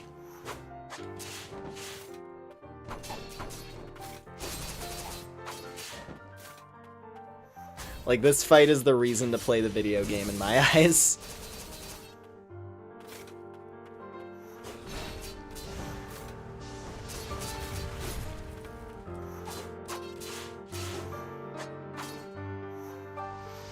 It's such a good duel. And, like, the escalation is, like, each phase has a very distinct characteristic that gets added to his moveset. So, like, phase 2, he gets his heavy attacks, plus he also gets, like, this backswing that you have to keep an eye out for. Because you can only hit him from behind. He blocks all attacks from the front.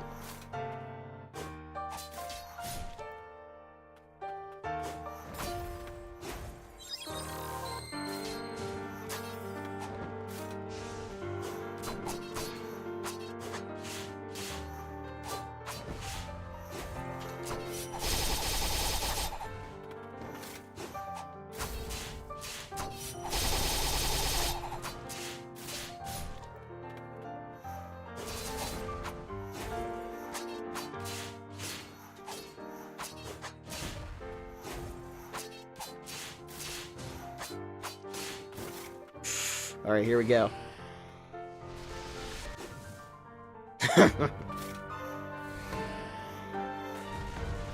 I also love the detail that out of all the characters, he has the least bestial final form.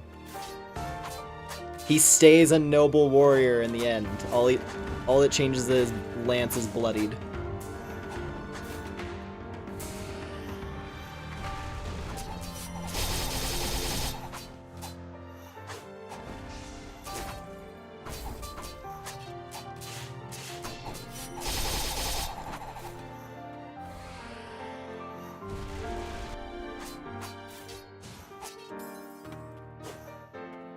Shit. So close, so close. But such a fun fight, I don't even mind. I don't even mind doing the additional attempts, because he's so good, he's so good.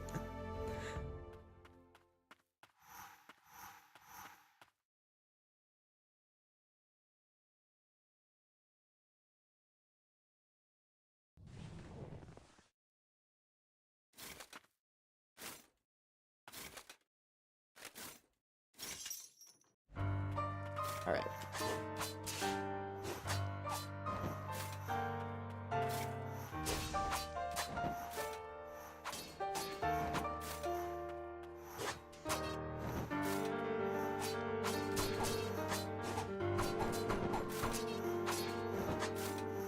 Damn it.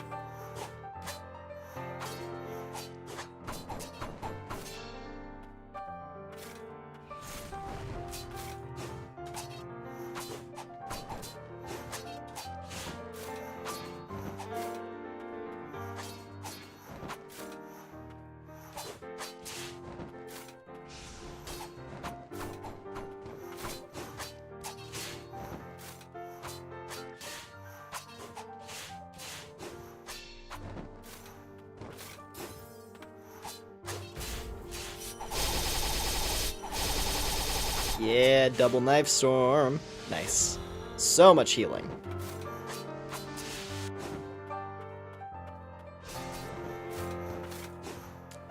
Do not want him in the corners, though. That's the one thing with this fight, is if he gets in the corners, it can really screw you over if he picks the wrong move.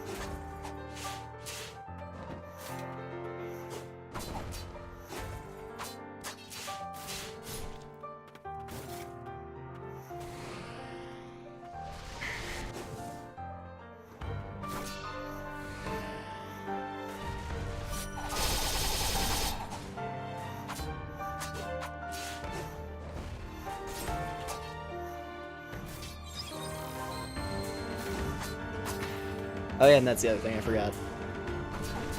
Yeah, the other move that he gets, because he only gets 2 moves in his final form that are different, outside of his pattern changing. It's like he gets a rush into the quick swing to throw you off, and then he gets the hype blazer. Speaking of,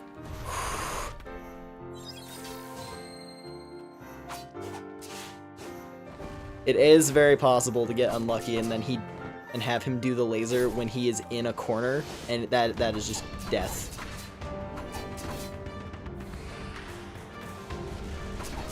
That's like the one thing that can be a little unfair if it does happen that way.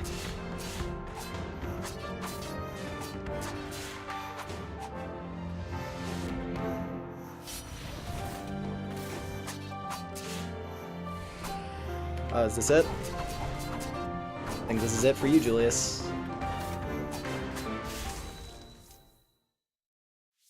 Such a good fight, though.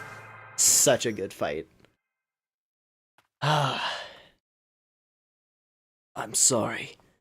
I've only added to your burdens. It's all good, bro. It's what I'm here to do. As the kingdom approached oblivion, its subjects became deathless abominations. My brethren fought on until madness consumed them, or the rain did. I managed to stave off the corruption of my mind and found myself in the throne room. My blade held over the king I was meant to protect. He shook and blubbered in exasperation. The priestess and knights who gave their lives to the kingdom were disposable. That's the king saying that. This was where the king's obsession with immortality had led us. The king's words, dripping with greed, were the palpable lament of his corrupt heart. It was plain to me, as the blood pumping in that heart also flowed through my veins. I, too, had not fought to protect the kingdom or its people, but my own interests. I only wished for him to admit he had been wrong to abandon me. Sure enough, as I held my sword over him, his eyes were fixed only on me. I'd been waiting for this, waiting for our eyes to meet for the very first time. Knight Captain Julius unleashes a series of jabbing attacks with a lance that allows for maximum reach. Advancing thrusts can be made by using this skill while moving sideways. The king's bastard son. After enduring a hard life, he rose through the knightly ranks to get back at his father. His tenacity is unparalleled. And that unlocks the dash, which is very cool. So now we can hold our dodge. And then that also gives us the piercing spectral lance, where during a charge, we can have Julius charge forward and stab things. Charging attack Knight Captain Julius can break through pustulant walls. longer the dash, the more magic builds up within the spear. Not only increases attack range and power, but also allows piercing thicker walls.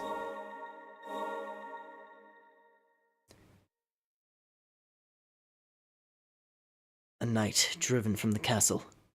How much hatred must one be consumed by to kill one's own kin?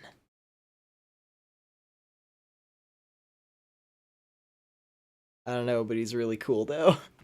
And he's super right, that's the thing. Because the whole premise of the game's story, it's like, oh yeah, what's the blight? It's some eldritch evil that the king of the land messed around with. And then yeah, he had a little bit, of that fuck around and find out, where his entire kingdom got consumed by eldritch abominations because he wanted immortality. And then he was like, yeah, it was super sick. I'm glad my people are all a bunch of like goop monsters now. I get to live forever. And then Julius is like, alright, I'm gonna stab you in the face then. It's great. I love it.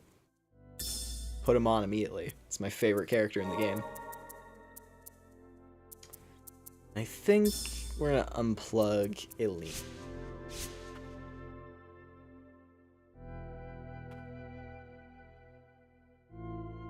Oh man.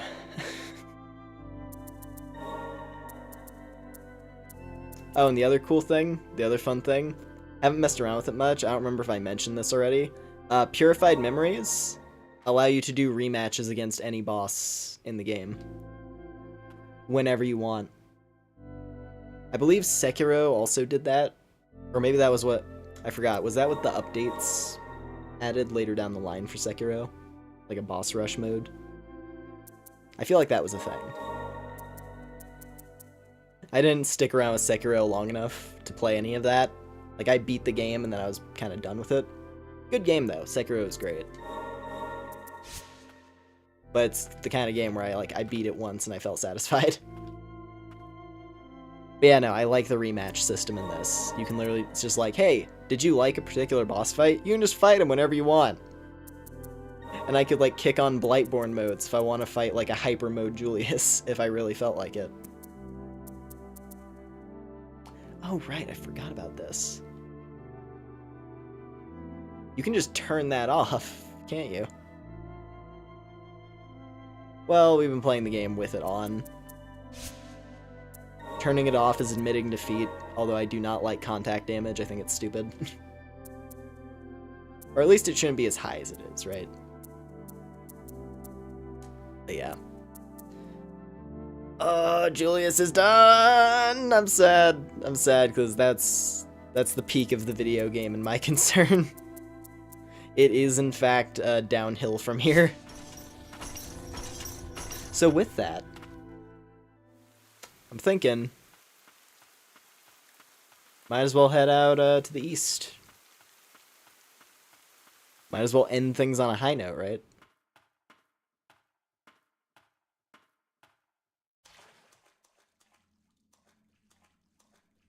God, this room is pretty though, isn't it?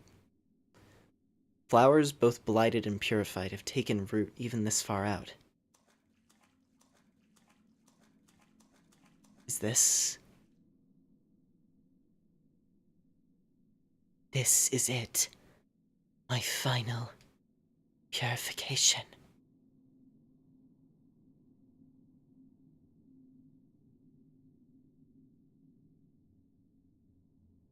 Lily.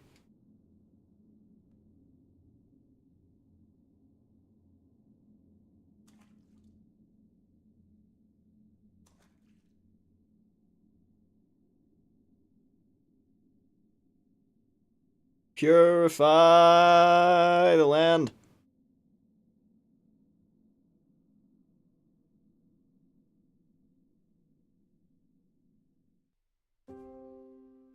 I've been watching all along. You tried to help, just like everyone else. But this burden is not yours to bear. This blighted world is of my making. brought it upon myself. Isn't it tragic that the sole purpose of being born is to carry the sins of those who came before? Truthfully, I wish you'd been born far in the future, into a purified world, free of blight. So please, I beseech you, go and live of your own accord.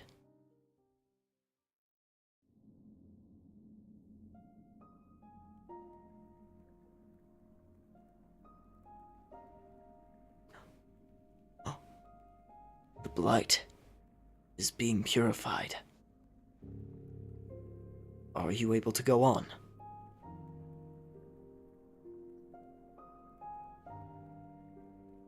The tentacles are gone. The White Priestess of the Fount is not only purifying you, Lily. She's attempting to purify the blight that permeates all of Land's End. Her spirit is gone, but surely her body must remain.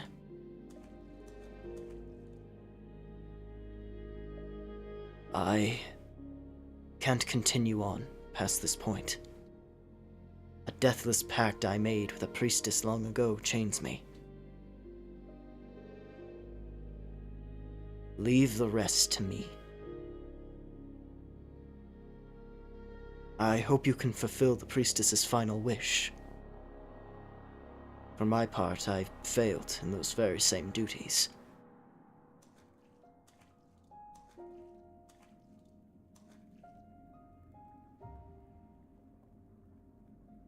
Come now, don't give me that look. Our journey was one of many hardships. And yet, I found solace in your company.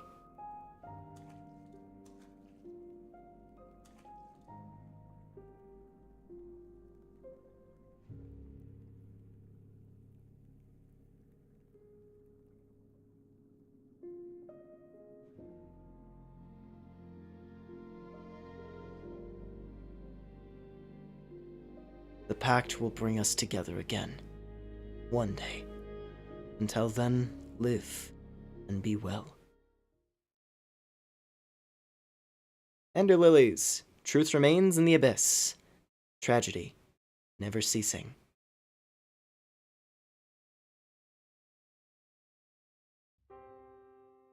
The end.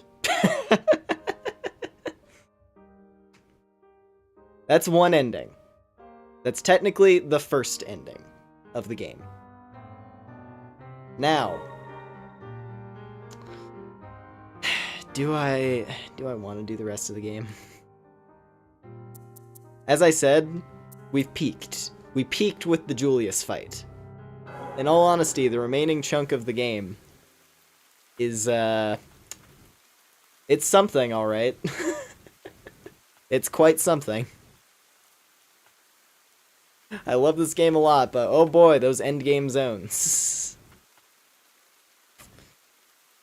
We'll start them. How about that? We'll start the endgame. I can show you a glimpse into the eldritch truth which gnaws at this world's heart.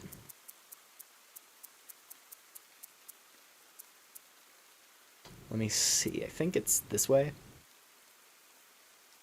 Yeah. That's one access route. But I think it's this one, the Dark Chamber. Let me see if I can make my way to the place that lies far below. I will make no guarantees that I'm gonna circle around and do the endgame zones, because, like I said, the Julius fight is like my reason for playing through the game, frankly. However,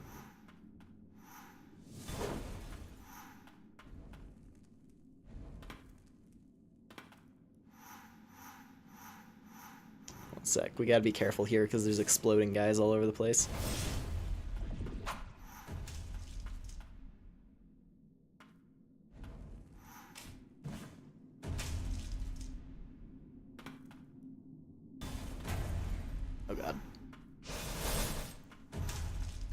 We're okay. Oh, that's right. Yeah, I forgot. Yeah, they make you do all these, like, crazy maneuvers to make it through this section. I forgot about that.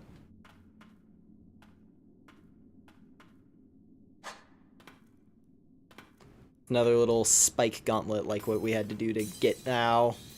Ow. It's another spike gauntlet, like what we had to do to get down there in the first place. Or into this place in the first place.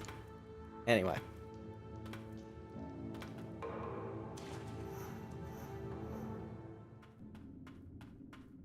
Try this again. The one plus is that they don't make you do all of the, like, all of the walls stay busted down. So that's pretty helpful.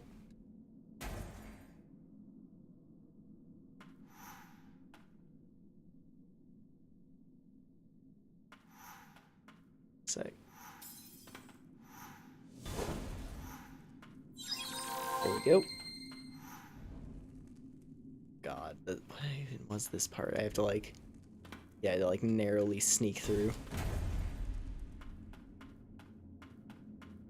Come on. Do your pop. There we go. Damn it.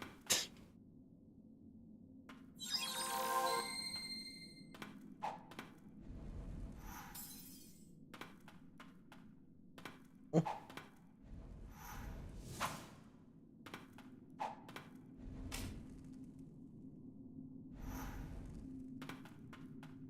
It's hard to line this one up.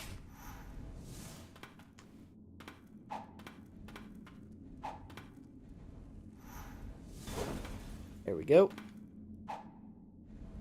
All right.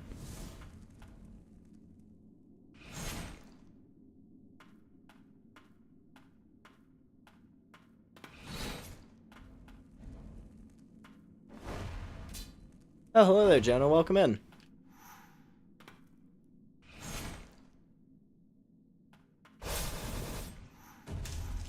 Okay, we're fine. Currently, I am approaching. We actually, let's see here. God, what have we've done a lot tonight. So we went through the stockade zone and fought the worst boss fight in this entire game. And then we went through the castle zone and fought the best boss fight in this entire game. So, you know, give and take, right? And then we went and did ending A, which is it's a bittersweet ending where essentially we left Lily is purified of the blight that she's taken onto herself while healing the land, and then she's allowed to go live her life freely. However, the priestess we've been looking for stays behind and continues to be gnawed at by the eldritch blight.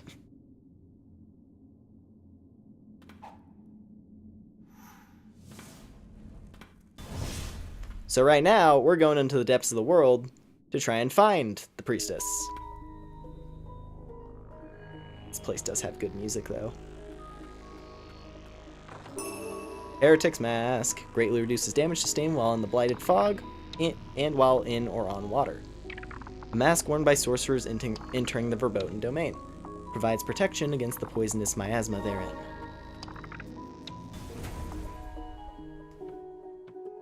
So welcome to the flesh pits. Welcome to the part of the game where things get real gross. Things get real gross and meaty. And you have pulsating walls. Fun times. Fun times. Yeah. This part of the game gets a little rough.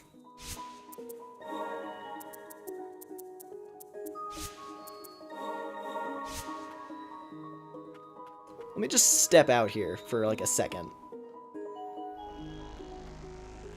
Oh, hello there.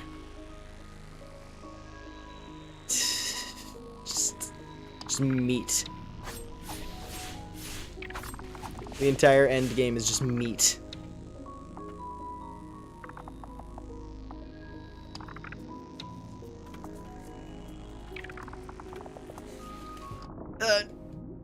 Nope. Get me out of the water.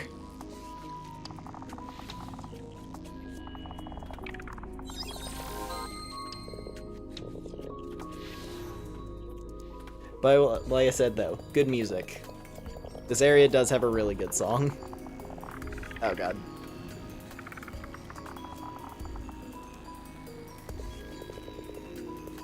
I mean, I guess I should have equipped the mask, if only for a second.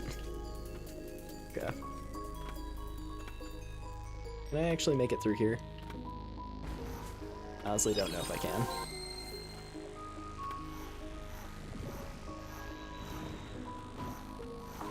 I don't know, actually. I'm not taking that much damage from it. There is a section.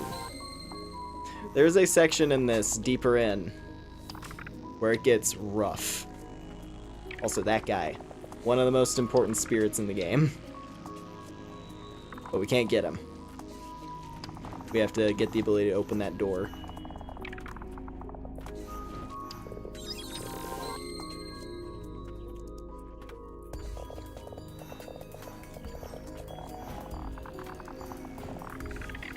Come on.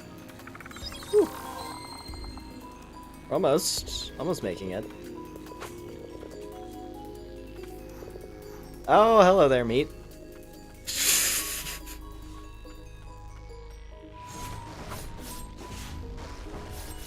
It's the appetizer!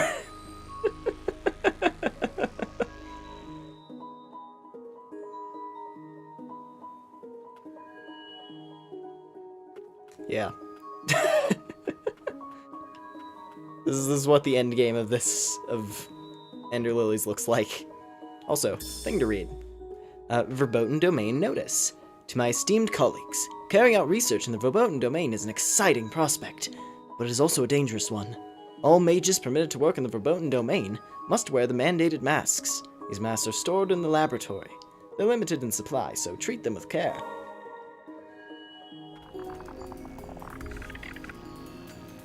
Oh, that wall has teeth. That wall has a mouth. Joy. Oh, man.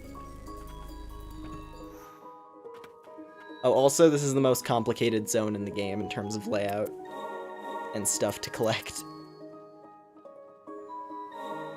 Oh, man. Yeah. Verboten domain does not mess around.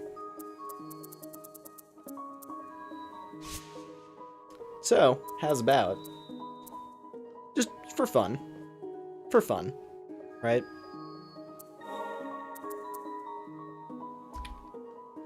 Give me a sec. How about just for a little bit more?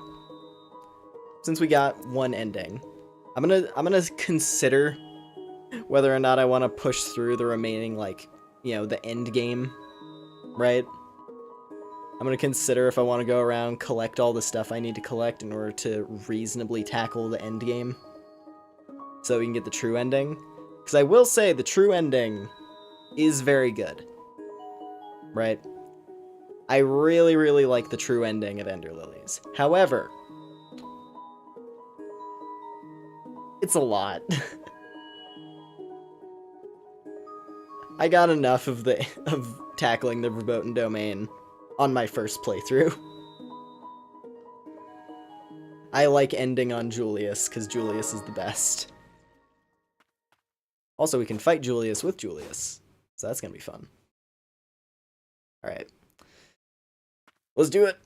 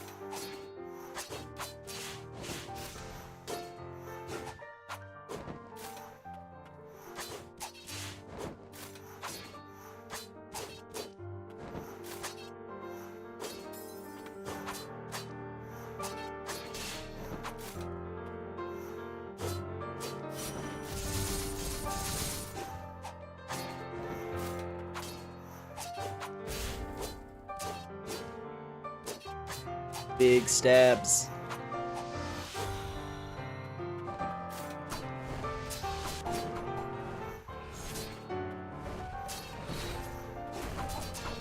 God, it's... And, like, story-wise, fighting Julius with Honir and the Dark Executioner is, like, perfect. It's like, not only are they actually pretty useful for fighting Julius's moveset, they're just, like, yeah, thematically the most appropriate as well.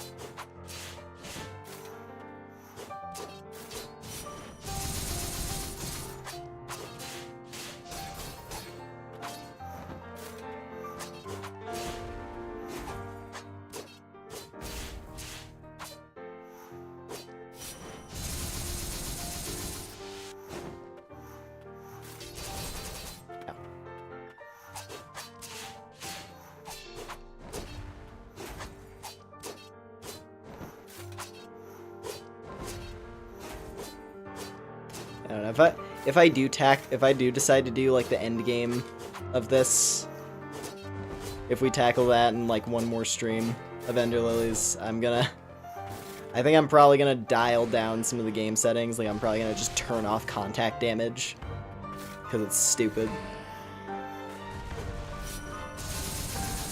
That's literally all I would need to change. Like that's my only gripe with the game's combat is bumping into things and losing a quarter of my life bar. Like, getting hit by an attack, that's fine. That makes sense.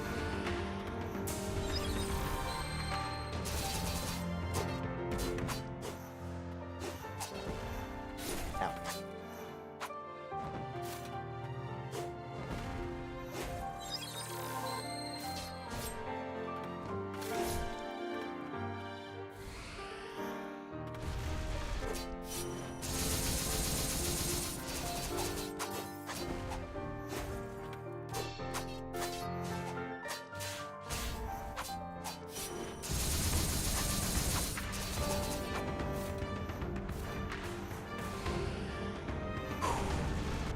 Ooh.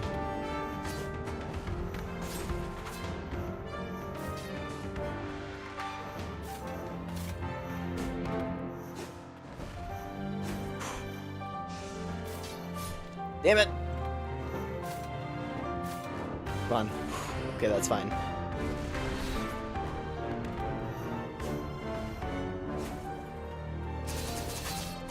No!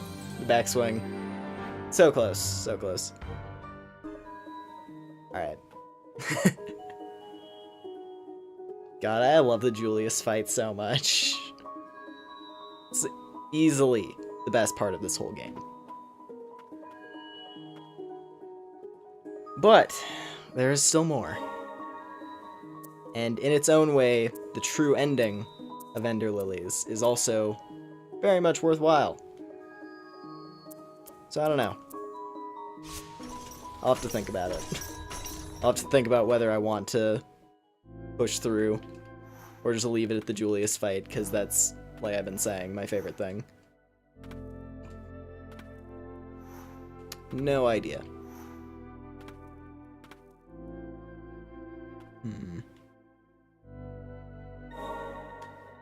I would really have to go around and do a lot of map completion, though. Because honestly, like, going for the true ending without doing full map completion is very difficult. Like, like, all of the last encounters. Or just, I guess, the last encounter is so strong. Unless you've gotten, like, most of the HP upgrades and, like, are equipped with a bunch of really good talismans.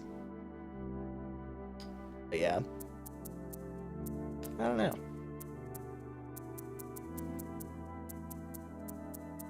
I'm just gonna go, like, sit. I'm just gonna go sit at Land's Edge real quick.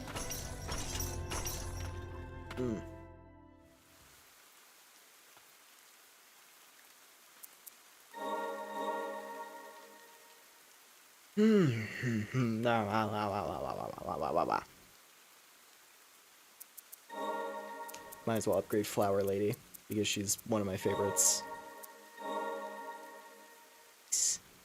combo up as well. I don't even know what that would look like, but that's good. Okay. Well, a little bit of a... not too much of a shorter stream. 3 hours. 3 hours is still good. Fun time, though. Fun time tonight. See if we can get everyone posing cool. I think Julius has one of my favorite idol stances. Like when all of your spirits come out. Just like his stance with his spear looks so cool.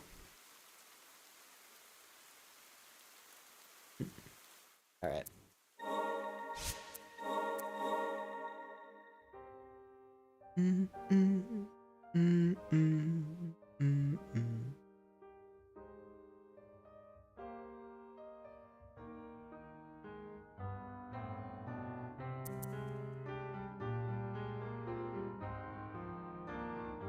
End stream already.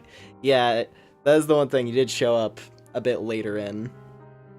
Like, I already cleared basically all the stuff that I wanted to do tonight. Because of that, yeah. I regret going... regret going FIFA so long. Yeah. It's all... I'm sorry, Jonah. At the very least, there's the VOD. If you want to, like, scroll through that. You can basically see me at peak salt doing the boss fight against Honir earlier in the stream. And then you can see me at peak hype, which is me just being dead quiet, listening to the amazingness that is the Julius boss theme while doing my favorite fight in this whole game. So yeah, at least there's that.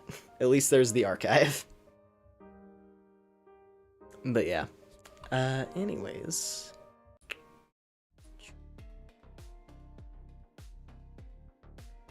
Actually, hold up. I didn't realize this. Have I never watched this?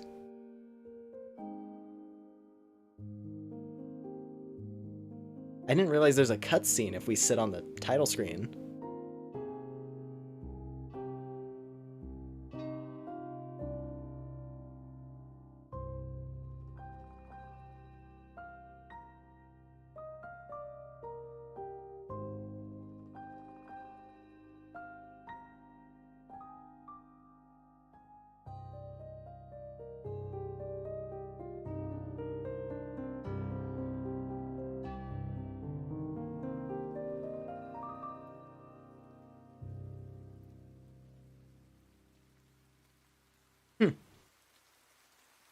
Maybe I have watched that at some point, I just didn't remember, but yeah, huh. There's like a cutscene there that kind of shows the story of the game in a way.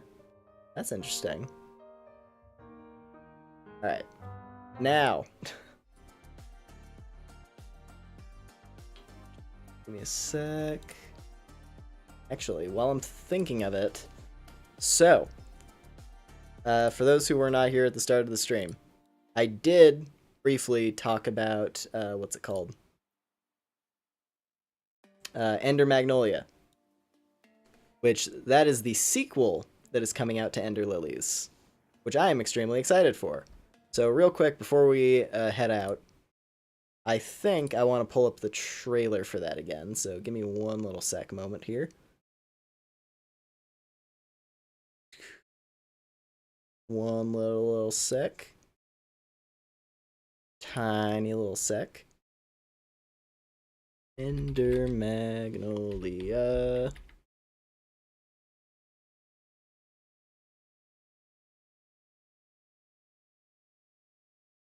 Yeah, there are many things in this this trailer that have me quite curious. Let's see here, what are you streaming next? So tomorrow night, we are going to be playing Monster Hunter. Monster Hunter World, to be specific. Because I was feeling like it. And here's the thing, I feel like I should stream Monster Hunter more, considering that it was the very first thing I streamed. Like my quote-unquote debut stream was me playing Monster Hunter Rise.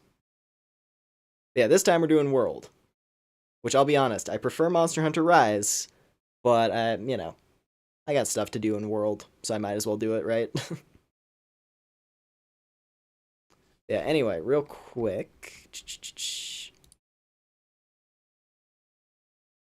Perfect, okay.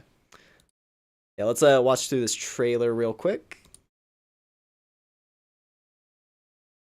Because this is the sequel to Ender Lilies. A tale of And it's looking quite destruction interesting. and renewal unfolds in this return to the Ender Lilies world. This once flourishing country sits atop a wealth of buried magic. Homunculi. Because this one is artificial going light for more bulbs like created as the Victorian country flourished, steampunk. were meant to bring about a brighter future.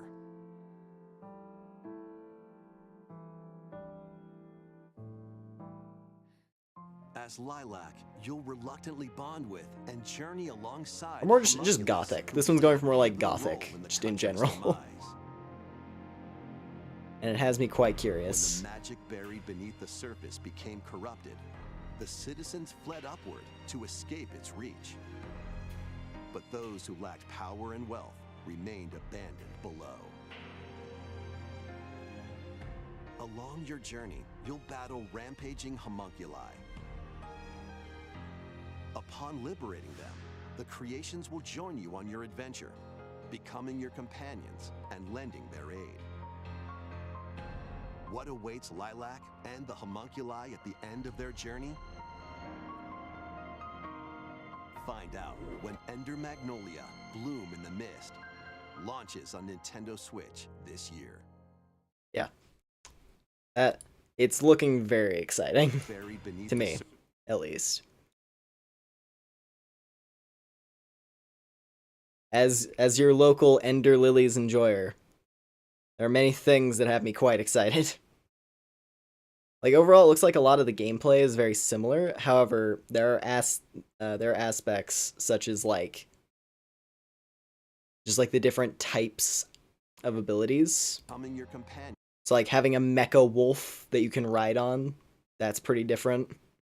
But, like, yeah, it looks like same leveling and healing system up there. And then looking at these skill icons, yeah, it's a lot more like gadget-themed attacks. Where, like, Ender Lilies, you have spirit summons that function as different weapons, effectively. With some of them being permanent weapons that you can use as much as you want, and then others being special weapons that have a stock per rest. It doesn't look like there's a stock, though, on any of these. So I don't know if that's just... Like, I don't know if that's just it being, you know... Like, all of those being primary skills, or if they just remove the stock system entirely. Which, if they remove stocks, that's great. If they just replaced it with, yeah, no stocks, it's just cooldowns, that's fine, honestly. That'll make the combat a lot more interesting, because it can be designed around you having an infinite number of uses, which in turn allows them to make it more intense, but also more balanced, because you have the tools to handle the situation. So, yeah, I think it could be really cool if there's no stocks. And just, yeah, the aesthetic. That's the main thing. It's like, the thing that carries Ender Lilies for me is the music. Some parts of the story. I do actually, like, the bits of story that you get in Ender Lilies are pretty interesting. And there's, like, some really cool characters throughout. And then, yeah, of course, like, the visuals. What awaits Lilac and the homunculi? Like, I really, really do hope that they have the same people doing the OST. Because Millie, great music from them. Amazing music from them. The thing that kind of sucks is that every ending in Ender Lilies, except for the true ending, doesn't get credits. You just get an ending screen, but no credits. And the credits music in Ender Lilies is insane. It's so good. So yeah, hoping for the best with this one. And hey, apparently it comes out later this year. Hopefully. No specific date, though, usually implies the potential for delays. So yeah, no idea on that. Well, I'll hope. I'm gonna hope for the best. Hope that it comes out some point this year, and we can play it. And it's gonna be great. But yeah. I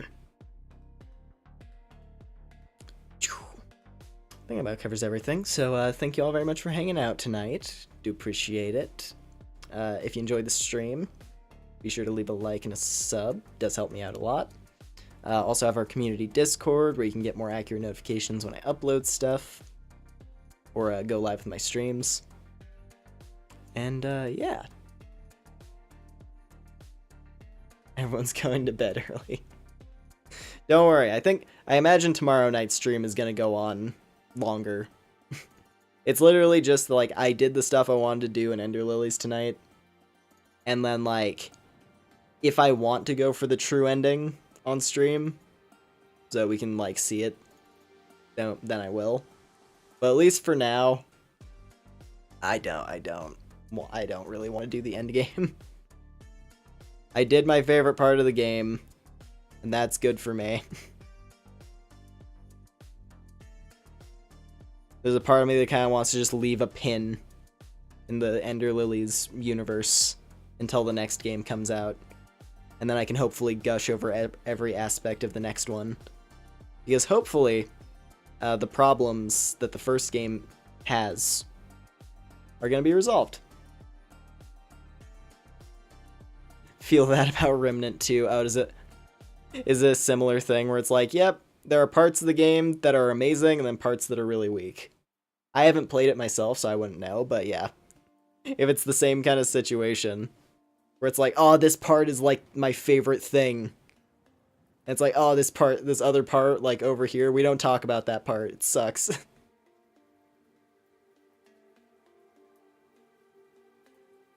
Final boss is monkey. Damn, that's unfortunate. It does suck when that happens. I'll be super real. Ender Lilies is literally the exact same thing. Like, if Julius was the final boss of Ender Lilies, it'd be perfect. Even, like, thematically, he's appropriate as the final boss. And technically, for ending A, he is the final boss. Because he's the fight that everything kind of everything builds up to.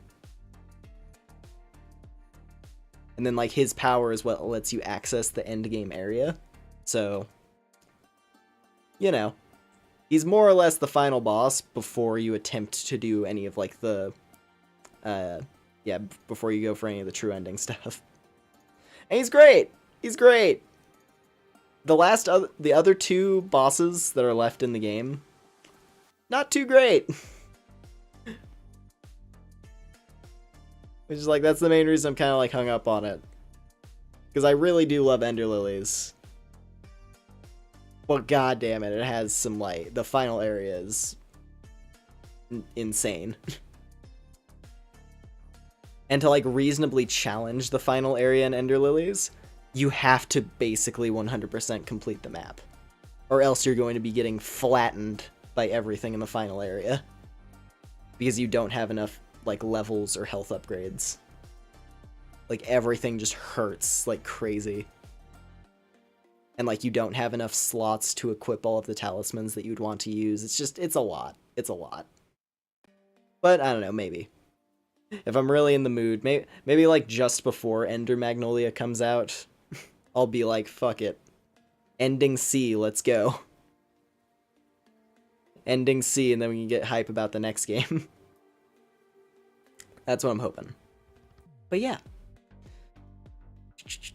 Let's see. Anything else to cover? Yeah, so tomorrow night, like I was saying before, Monster Hunter.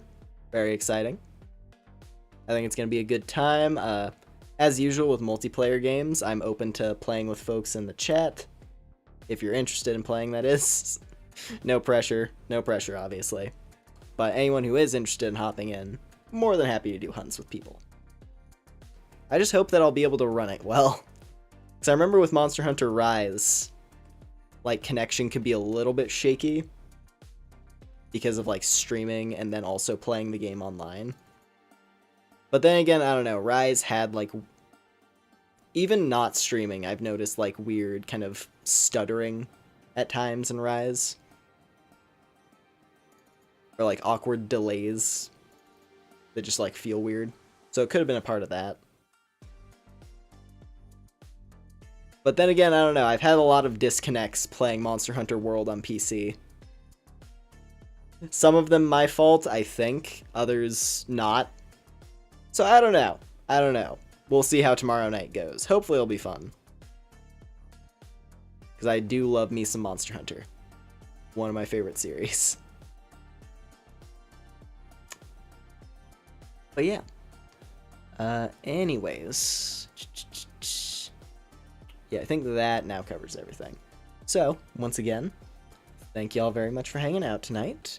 And as always, whatever your time zone is, hope you have a good day. Hope you have a good night. And I'll see y'all next time. Take care, everybody. See ya. Bye.